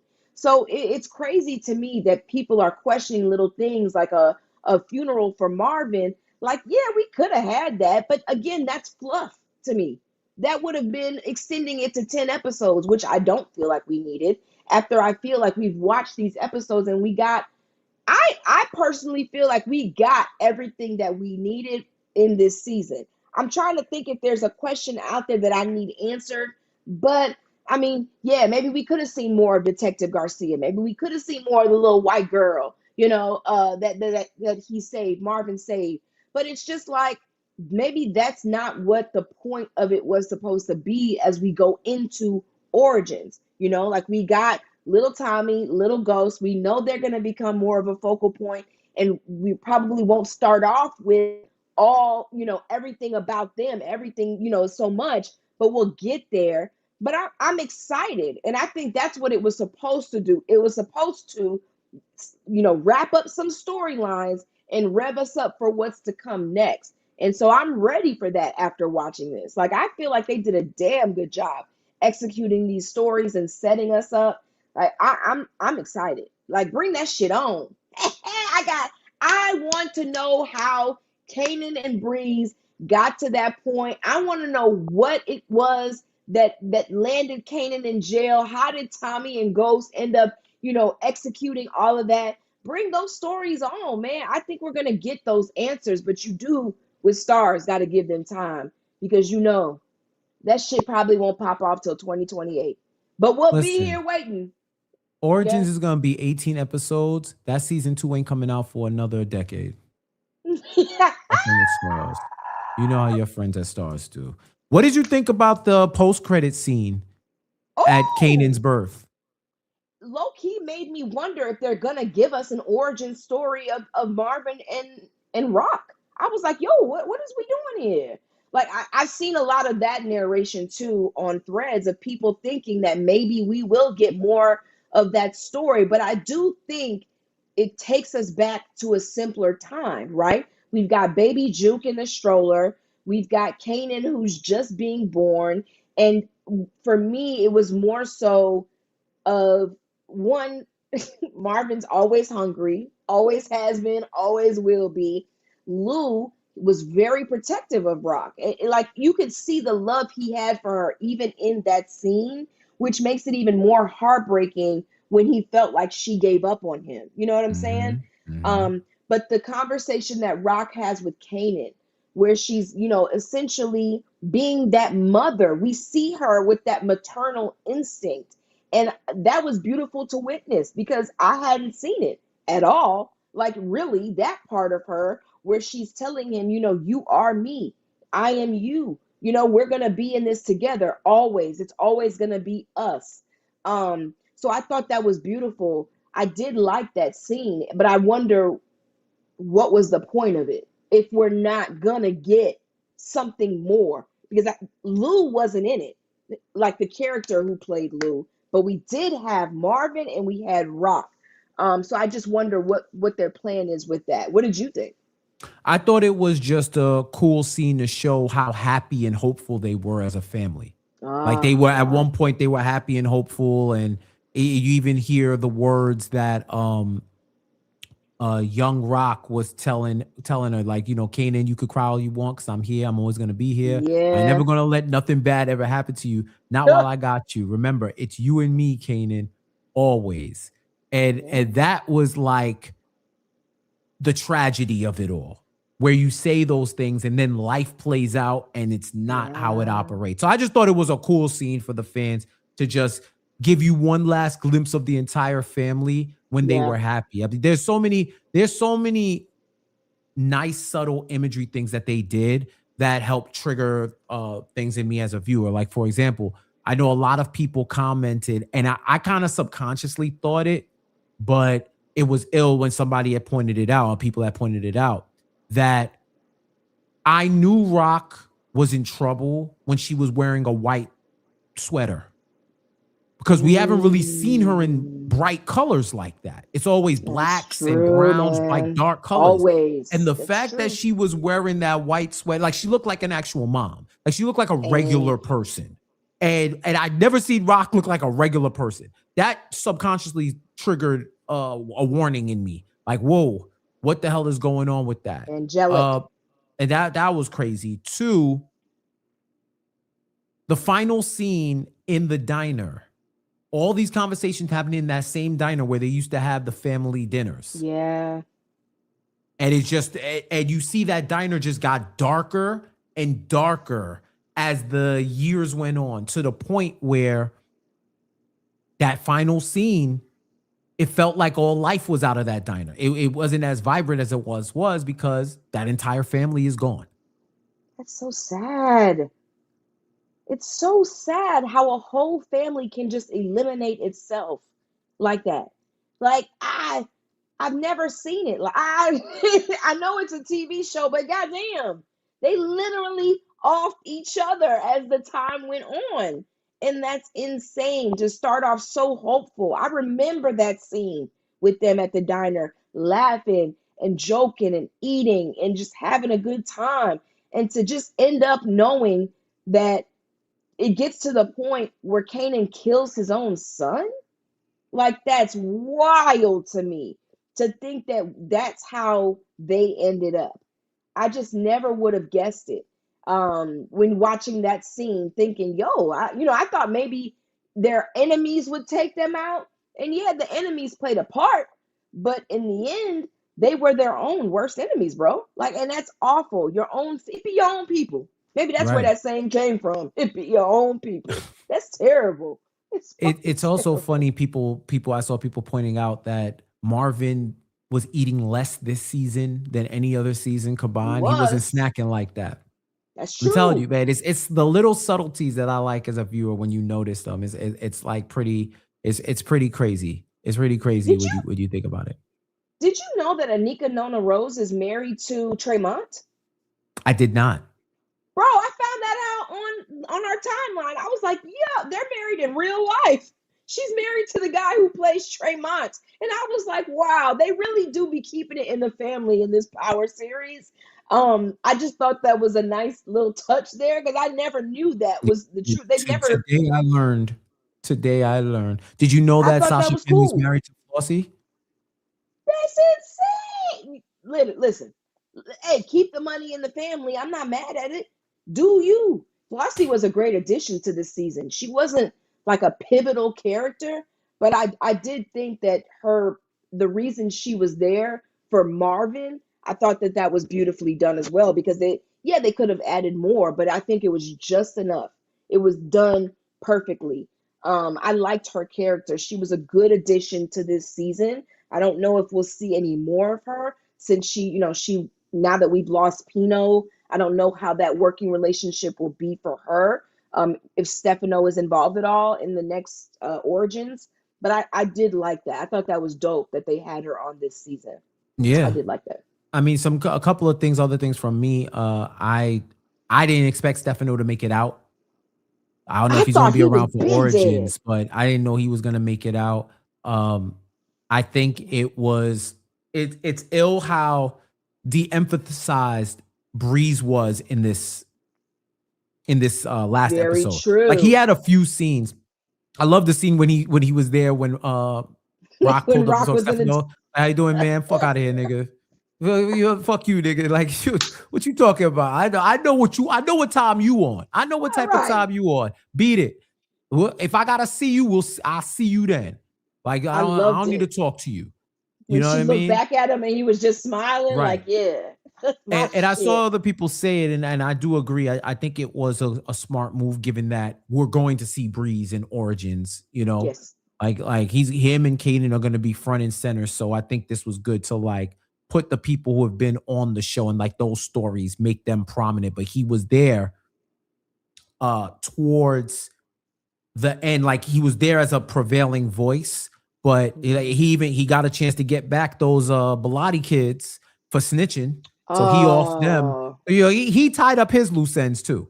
he damn sure did. Okay. Like and we're also got to learn just how ruthless he is. You know what I'm Yeah. saying? Like, even though he swears that Kanan is his brother, right? He was still gonna have to take out Rock, even with Kanan telling him, like, yo, what if we didn't kill her? What if we just let her go? You know what I mean? Tell her to leave and never come back. Like, you got to see him not even care about that and know that the game is the game and he still has to do whatever he's being told. So he's a ruthless dude, and I look forward to seeing how they develop his character in the next series, so we can see more of what he's willing to do. Because it doesn't seem like he definitely wasn't sad that Snaps and Pops was gone. I can tell you that, because that nigga knew he had 2 feet out the door, and so the moment they were dead, he was back in, and I love that for him. But I liked his character, and I look forward to seeing him a little bit more in the next series, because he's funny, but he's also scary at the same time. So I For like that sure. about him. Yeah. For sure. Power After Hours, your favorite power podcast. Let us get to the super chats. Let's go. I'll read these all in order. Much thanks for y'all for blessing the super chat plate and blessing it all season. DeMarcus, thank you so much for the generosity, and the other ones I'm going to read too.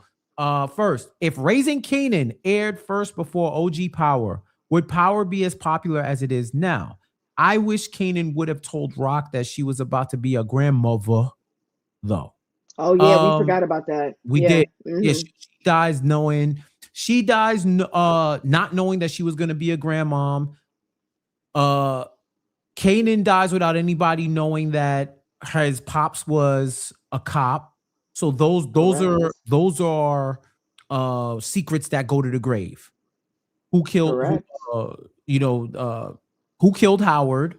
The fact that Howard was Kanan's pops, the fact that Kanan was going to be a father, like Raq doesn't figure that out. So yeah, that is a tragedy. Now to your question, if Raising Kanan aired first before OG Power, will Power be as popular as it is now? I don't think so. I believe that this worked stronger as a prequel with us having the knowledge of what we already did with Power. Agreed. So I don't know. Yeah. I don't know if Power would have been as big, because we're not tied to the character of Kanan Stark. We're not as attached as we were to him in the OG Power. Like, they already had the setup because we knew it was Kanan's story, but the real intrigue was his family. How did y'all let this happen? How did y'all make him and Juke? How did y'all let this happen? So that was the main pull. If it was just a show about family, like, it would have been cool, but I don't know if this prequel would have had the same impact. I don't know if it would have lasted 5 seasons. I'm not gonna hold you. I really do think OG Power giving us that insight and making us fear Kanan the way that they did, I think that it allowed us to want to watch this show in excitement to see. And it's sad that we were excited to see how somebody became a ruthless killer, but that's just the facts. I agree with Jeff. I think it was executed perfectly. I think the way that they did it made sense, and it made us want to watch. Like, I kept coming back season after season after season, because I wanted to know what the hell happened to Juke more than anything. Right. But yeah, I thought it was dope the way they did it. I think I wouldn't change it. Yeah, so to answer your question, DeMarcus, no, I don't think it would have been as big, because I don't think Raising Kanan as a show would have been able to establish the culture of Power that we got from 5 seasons of OG Power. And then remember, Raising Kanan came after the first season of Ghost, the second season of Ghost. Like, Ghost had already started before Raising Kanan started. So we were well into the Power universe before Raising Kanan was the change of pace that we got. So and all those Power spinoffs were powered by the OG show and the culture and the universe that they built. So I don't know if Raising Kanan would have been the world building type show that Power became. But then who knows? I think it was still been as powerful with the acting and all of that. But I do think the draw of the characters helped amplify the show. So I don't know if OG Power would have been. I don't think so. Thank you for the super chat. What? One of my favorite parts about this series was, though, honestly, it was the ending when he would do the narration. I loved this, specifically this season. I feel like every ending narration hit so damn hard. Like, especially the Unique's episode. I think that one is when I started to really go back and listen to them again, into how the stories that he would tell at the end. I thought those were so well done. And I would have never thought in season 1 that Unique was the one that made it out alive, yo. Yeah. And not only made it Never. out alive, he was out before the mid-season finale. Like he'd been chilling for Gone. what, 6 episodes? Wherever he is 6. in the Adirondacks or wherever the hell he went. Like, Nigga probably bro, working yeah. at like a Kroger or something, chilling. Okay. Listen, who knows? Maybe he finds his way back into Origins. I wondered about that. You never know. Yeah. That's a thing to keep an eye on because he's still around. Yeah. And literally everybody he was messing with that had an issue with him, Damn. well, except for Stefano. If Stefano's not around, Yeah. they're good to go. I don't know. I feel like the narration that Kanan gave in saying that he's the only nigga I ever knew that made it out, I feel like that, I don't know if you even bring him back. I feel like letting him leave is just, it's okay. I'm okay with it. I really am. Yeah, if you go by that narration, that's a great point. If you go by that narration, he already said he was one of the first. He was one of the few people that actually, him and Symphony, two of the only people, your favorite character. He's with the feds. I'm telling you, that nigga's been at the feds for a minute. All right, let's keep it moving. Stefano is the Dre of Raising Kanan. Well, Dre ain't lived, so well, Dre's dead. Dre got dead. burned. I don't know. Yeah, I don't know about that, DeMarcus. All right, next, Josiah. Thank you so much for the super chat and everyone else you sent in, bro. Who do y'all think Juke later helped Kanan, nursing him back to health and OG power? Why do y'all think Juke later helped Kanan, nursed him back to health and OG power, even though he killed Marvin while she killed Raq? She told you why. She'd rather want him alive and suffering than dead and being released from pain.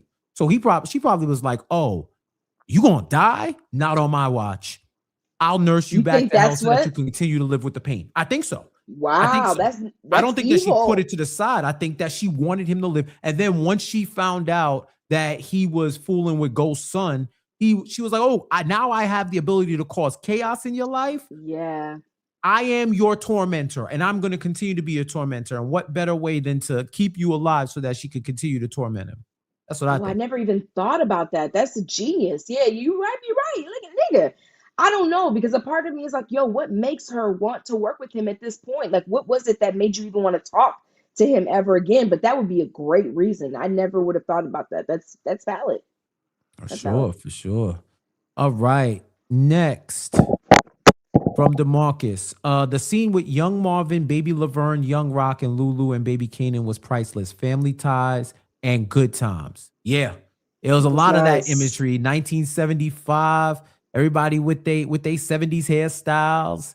I remember this is the 70s and they're like teenagers. They're all like teenagers. Because remember, Raq was young when she had Kanan. So they're all teenagers and just they raising kids. You know what I mean? So you forget that Juke and Kanan are teenagers for most. I think Juke is like 18, Kanan like 16 towards the end.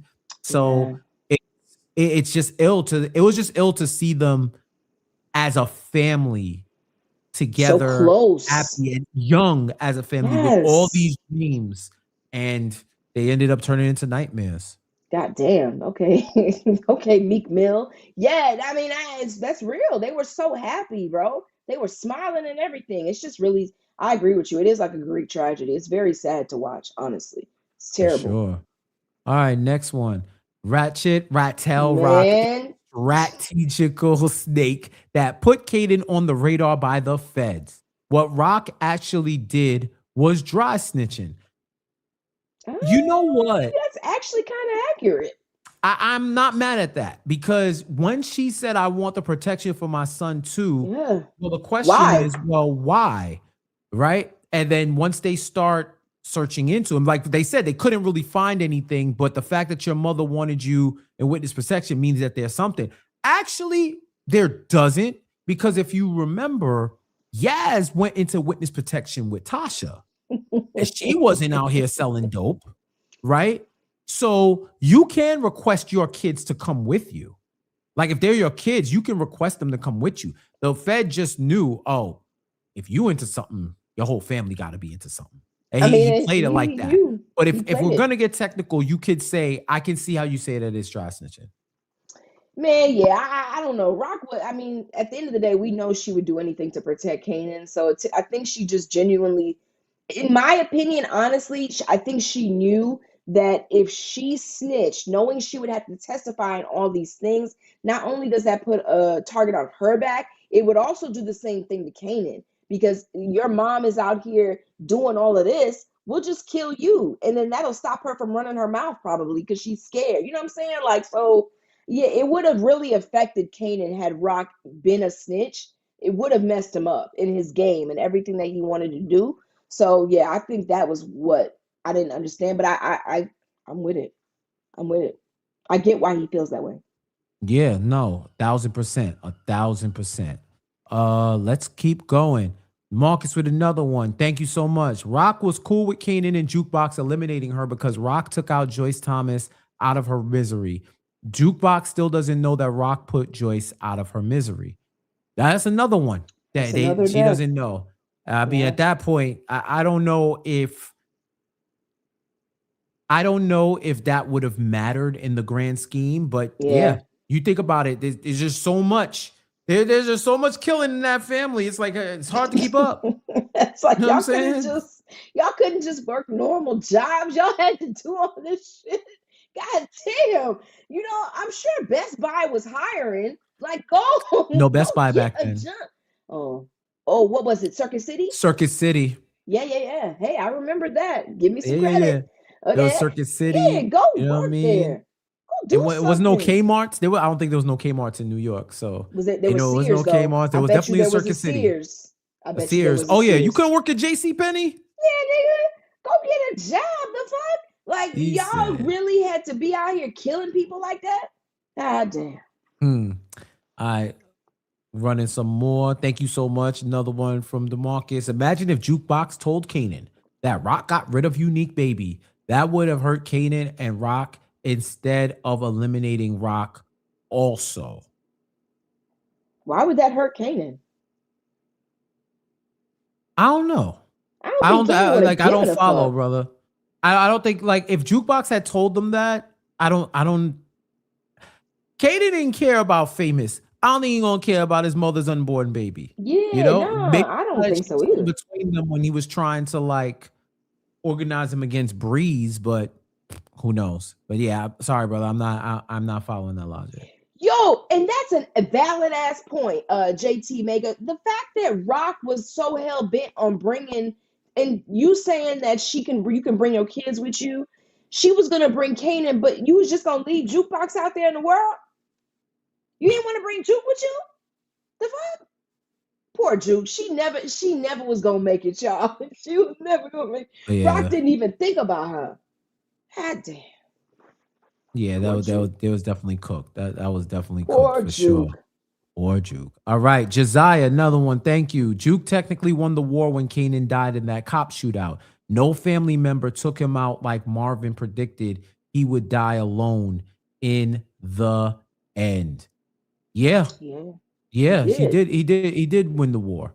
He did win the war. And what I will say is Kanan is also the only member of the Thomas family not to get taken out by another member of the Thomas family because he was the last one left.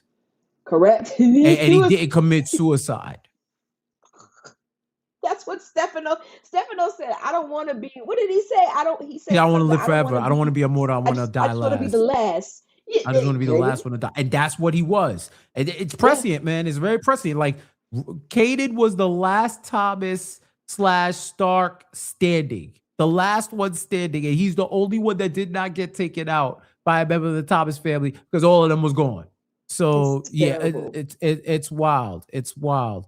And I mean, technically, Tariq had a hand in it. So, if you want to get big brained about it and say that he did take himself out because of how he indoctrinated Tariq and Tariq ended up taking him out, maybe. But that's a good point. Like, Juke did win the war because nobody else was alive. He had to deal with that pain for the rest of his life. That's real. Well, Hope Andrea, thank you so much for the super chat. I hated to see Raq go, but I get Juke's position. Kanan gave no care or regard for what it might be like for her to lose her last parent. The main thing that pissed me off was that Stefano survived. I'm with you on that shit, man. I thought he was gonna die early in the season. He kept living. He kept living and made it out in the end. Ain't that some shit? And took out Pino. I mean, Stefano at this point is untouchable. Who gonna take him out? Breeze, Yeah. maybe. Thank you, Hope. DeMarcus, another one. Ghost actually did put not a Happy sound Meal like in you Kaden's tail light. Huh? It did not sound like you said hope. It sounded like you said thank you, Hope. That's what it sounded. Hope. It was Stop. Thank you, Hope is Kanan crazy. voice. You had that Kanan voice. I ain't ask you. For any one of y'all watching for no super chats, I pay for my own comments. So if you're gonna leave one, don't expect me Woo. to say your name right, nigga. It I'm took just me gonna out, say bro. it. Whew. Lord, Ghost I'm sorry. actually put a Happy Meal in Kaden's tail light to set up Kanan to get arrested and go to prison for 9 years. If I see a Happy Meal in the tail light, I'm gonna throw my TV out the window. All right. That's wild. DeMarcus, you fooling. Another one. Last one from DeMarcus. Kanan eliminated 2 kids just like Raq did. Who was the second kid? Kid. Wait, who was the Wait a second minute. kid? Yeah. Both Who was of the us went, first kid? Wait, Kanan Kids. killed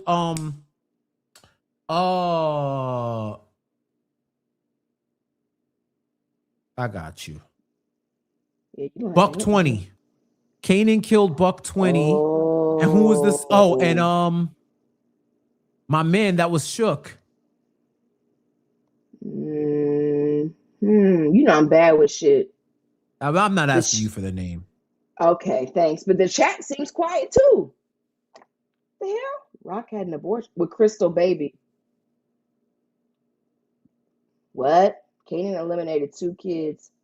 Oh, they're saying abortions. He's talking about abortions. Kanan eliminated 2 kids. He had 2 abortions just like Raq did, is what I think they're saying. Crystal had 2?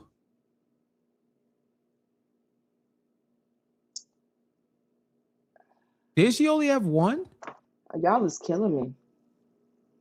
Buck 20, Crank. Buck 20 and Crank. That's what I'm thinking. Kanan killed his baby with Crystal and killed Sean. Oh, okay. So he did. Yeah, I mean that was his kid. So I get what you. I think we were thinking literal like kids. Yeah, Yeah. I wasn't thinking in the 4GD chess like you, DeMarcus. I apologize, but yeah, you know what? Yeah. If you want to go on technicalities, Technical. That's what that was. Thank you so much, DeMarcus. Good brother Mars. Do you think anything would have changed if Unique actually died in season 3? And thank you for the super chat, good brother Mars. Well, if Unique dies, then I forgot about that. Unique. So if Unique actually dies, then there's no real antagonist to come back and try to mess up Raq's flow. They don't end up getting into that real war with Jersey. That's true. So if I'll say this, if Unique doesn't spark that war that Stefano and them eventually tried to set up to get rid of all of them, maybe it does go another way. Maybe Stefano and Raq can still do business together. Maybe, because there was a lot that happened on both sides that sparked that war, and Unique did amplify it. So that's true. I think the die was already cast years ago that Kanan was going to be on this path. Regardless, he already was still like hating his mother at the time. So I do not think there could have been a butterfly effect situation other than maybe if Snaps and Pop got taken out earlier and didn't make that call to kill Marvin. That's where I think if they don't make that call that he has to kill his family, then maybe things change. Maybe we don't go down this path. Yeah. Right? Maybe we don't. Because if they don't make that call, Juke eventually finds out that Snaps and Pops did kill Famous. Famous. They knock them out. And then, it's just a matter of whether or not like the beef with Stefano and Raq and how far it gets taken. But then if Kanan doesn't kill Marvin, does he still feel that way about his mother? Maybe he does. Maybe he does, maybe he doesn't. But I just think they were way down the wrong path. You know what I'm saying? So sad. This family ain't shit. Boy, the Thomas family ain't shit. I tell you that right at now. all. God damn. All right, we're getting down to the final home stretch talking about this show. So, Chrissy, you tell me, what was your overall impressions of the season? And chat, you let me know where you rank this show amongst the Power spinoffs and amongst Power overall.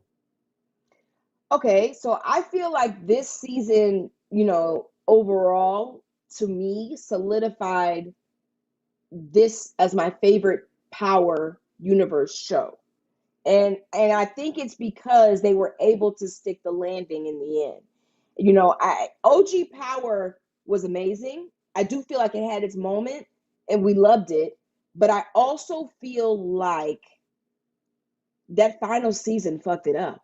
So the way that they wrapped up this season of the show, I feel like overall was just so beautifully done that there's no way that it can't be my number one. And I thought about this long and hard.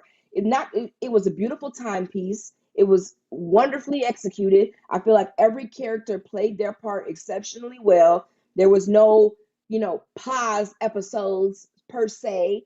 I just feel like it was just done well. Like the writing overall was just done so well. I got really invested in these characters. And I did too with OG Power, don't get me wrong. But this one, I feel like just hit me in a different way. And I don't know if it's because it was in my era. Like maybe that had a part of it too. Like I saw a lot of myself in these characters because they're my age. So it just was, I just think this season was executed perfectly. Like, yeah, could they have fixed little things here and there? Yeah, but I don't think you're ever going to get a show that's like 10 out of 10. But I just loved it from start to finish. When I watched that final episode, like for it to evoke such emotion out of me and make me do something that I said I would never, ever do, ever, that's it for me. Like I know what it was able to do. And I don't know what their intention was in writing those scenes the way that they did and telling those stories in the way that they did. But for me and who I am and what I was able to witness watching this show, I really, really loved how it was done from that first episode to this final episode. That final scene where we get that with Juke and, with Kanan, it just really, it told us so much in such a short amount of time.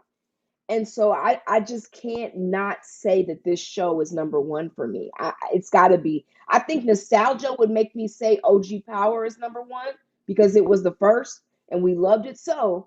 But I think overall, when I look at the acting, the storyline, the production, just everything, I think this show takes number one for me. What about you? Well, first off, shout out to our guy, Power After Power TV fans, who's being a politician in the comments. When we ask him to rate the seasons, he's like, "Yeah, I love all my kids. I love all my kids." Okay, we get it, sir. But no, shout out to him for real, and shout out for all the support over the years, man. You've been around as long as we have. Around as long as we have. So shout out to you. I think by far it's my favorite spinoff. Very good. It's tough for me to put it over OG Power because OG Kanan wouldn't exist without OG Power. And for all the shit we've given Power throughout the years about writing and those last 5 episodes of the season and all of that, right? For all the shit that we gave, Power had moments, man. Like it was moving in the culture. Like you gotta think about it. And I'm gonna look this up. Yes, At one point, we had Power and Insecure running at the same time. Oh yeah, we I sure remember, did. like, yo, when you talk about cultural moments made by those two shows, you still see clips from this day of OG Power running around and some of the quotables and the lines. Mm-hmm. I will say this. I think for me, and I would want to sit with it for a little bit, but where I think I ultimately fall is I think Raising Kanan is the better written show. OG Power is the more impactful show. I can understand that. Okay. But I think, like, man, we don't start this pod without OG Power. Absolutely. I will agree with that. I will agree. I'm with you on that. You know, that doesn't mean nothing can come along and be better. Like, don't get me wrong. I'm just saying it takes a lot to overtake the number one. And I do think as the show ages, we'll definitely see how people have it ranked. I wouldn't be mad if somebody said this was the favorite thing they ever came out of the Power universe, because they had the luxury, Raising Kanan did, of expanding on the Power universe without the burden of having to follow in the current timeline. They literally could establish, with them and Origins, can establish lore that we never heard of or knew of before OG Power started. Like, think about it. We weren't sitting here thinking about, yo, what was Kenan's mom like? What was his uncles like? Did he have uncles? Did he have aunts like Juke? Oh, I wonder how they were when they were younger. But it wasn't as deep of a question until we heard about Raising Kanan. We were like, whoa, okay, they are going to dive into it. And then when they broke out who the characters were, they were able to fully flesh those characters into impactful personas and monumental scenes and just establishing them into the lore, because we didn't know. We didn't have, the only thing we knew about Raising Kanan was that Kanan and Juke were going to survive. That's the only guarantee that we had. Everything else was up in the air. And then once they introduced Breeze, we knew, okay, well, Breeze ain't going nowhere. So you had to write around the fact that in a prequel, you know that the main characters in the prequel aren't going to die. So how do you tell a compelling story, especially in the Power universe, knowing that we have guaranteed plot armor that a couple of these characters are going to be around in the end? And I think they executed that masterfully. Like, even me talking about it now,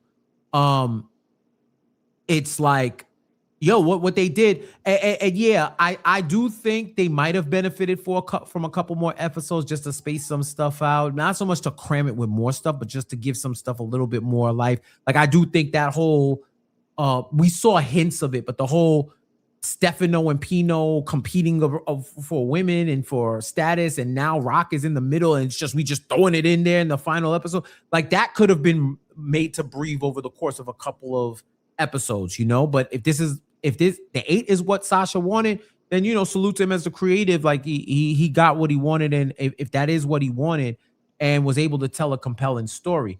I still think when I think about Lobos, and I think about, you know, Milan, characters. I think about, you know, Holly, Pink Shoes. Remember, people just call it Pink Shoes. Pink Shoes was the rage. Like, I think about some of those characters, Tasha, Young Tariq, Raina, you know, Kanan. When he remember the first season when he came out of jail?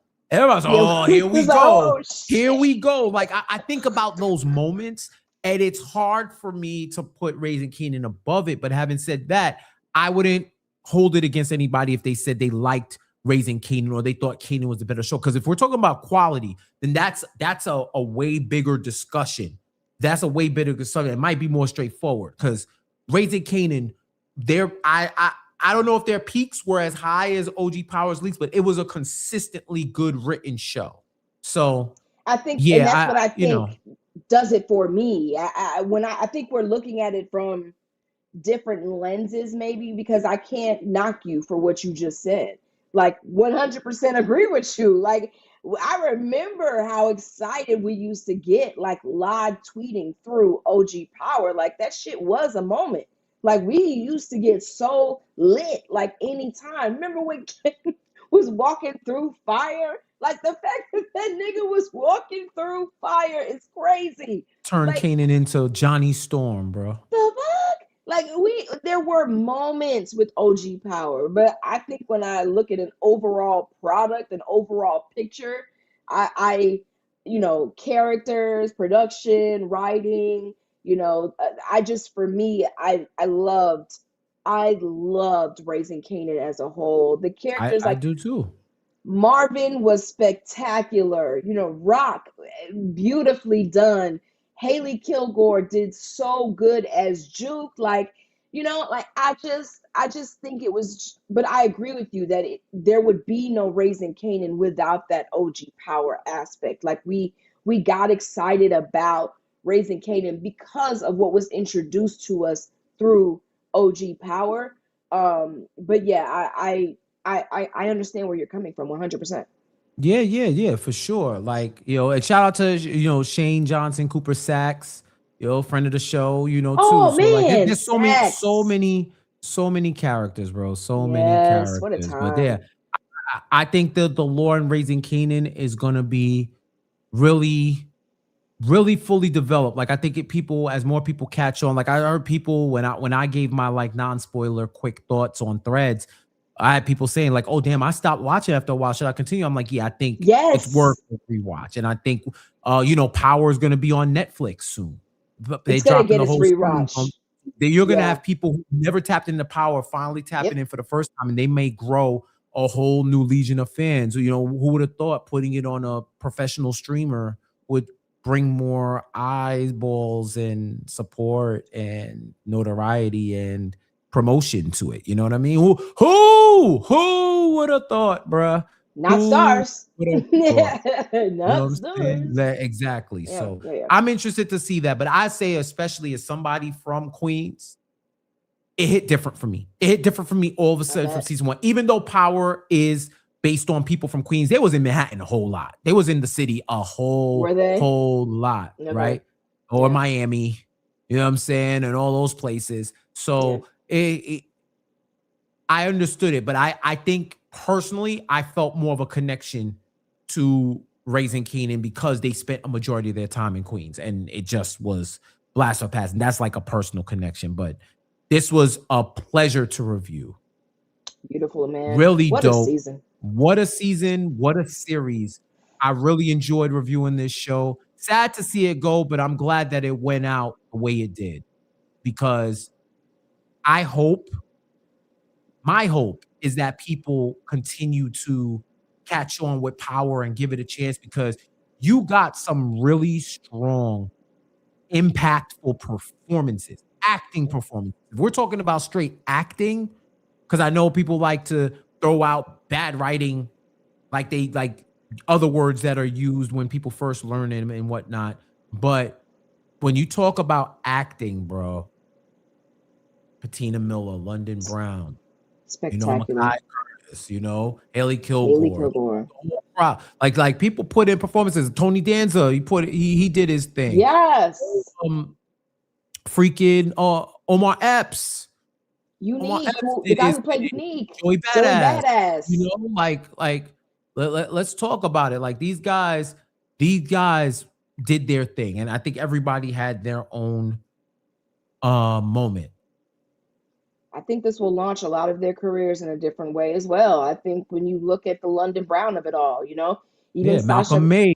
yeah, I mean, Sasha has said he doesn't understand why London is not in more, TV shows and movies because his acting is so spectacular. Like, we know the Bettina Miller of it all. She's spectacular in so many different ways. But Yeah. I look forward to seeing what this cast does, the ones that are not continuing on into the Origins world. I look forward to seeing where they go and grow. But I just really, really loved this series. I think it was so well done. Like, I went and I was not the most excited to review this show. This wasn't my favorite of the um, of the spinoffs when they were first announced. This is not the one that I was running to watch. I was really excited about book 2 more than anything, and forced because of Tommy. So this was like, this fell for me. I wasn't really like, let's go watch this. You know what I'm saying? So for them to have grabbed me the way that they did through the acting and the writing from jump, that says so much to me. Word. So just kudos to that team, and you know, the production, the writing, everybody who worked so hard on this show for so many years. Y'all really killed it from start to finish, and I could not be more proud as a OG watcher of Power, the series, to have seen them stick the landing in the way that they did. They should be very proud of themselves, every last one of them.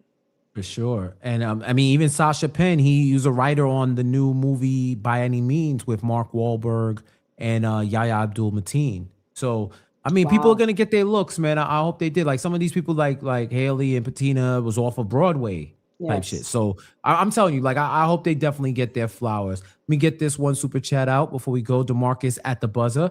Could y'all have seen Ronnie Mathis' character playing Breeze and Shamik Moore playing the Ronnie Mathis character? Not now. Not Nah, after not seeing now. both of them play it. Mm-mm. Mm-mm. They No, got the casting correct. that nigga was scary as Ronnie, okay? Let's not. Yeah. Nah, he played Michael that so Myers well. Urkel. He Yeah. scared the shit out of me. Urkel Then, voice. Yeah. He did his nah. thing. Y'all remember Thank when you he would so eat the much. cereal? Nah, that nigga Yeah, was yeah, yeah. spooky. They did it No, right. Like they mm, they did it right. You know what I'm saying? nah, So nah. shout out to y'all. Thank you so much for the super chats. Thank you so much for supporting the show. Thank you so much for rocking with us for this whole series and every other Yes. series that we cover. Chrissy, where can the people find you? You can find me everywhere at Chrissy B. Davis. I talk all things beauty, skincare, fragrances. We have a good time over on my page. And I also help small creators learn how to profit on their pages. Y'all get into it. Create some content. You never know where it can take you. What about you, Jeff? Yeah, you already know the vibes. Jeff J says social media. Jeff J says in YouTube. Shout out to Jaleel. Yeah, see y'all in 2027. First of all, why Because did you you know how say that y'all like you stars were do. Kanan? Did you purposely sound like What? Kanan saying that? You already No, know the I told you, vibes. Katie has officially possessed me. I can't. There is The no more fuck was Jeff. that? You know what I'm saying?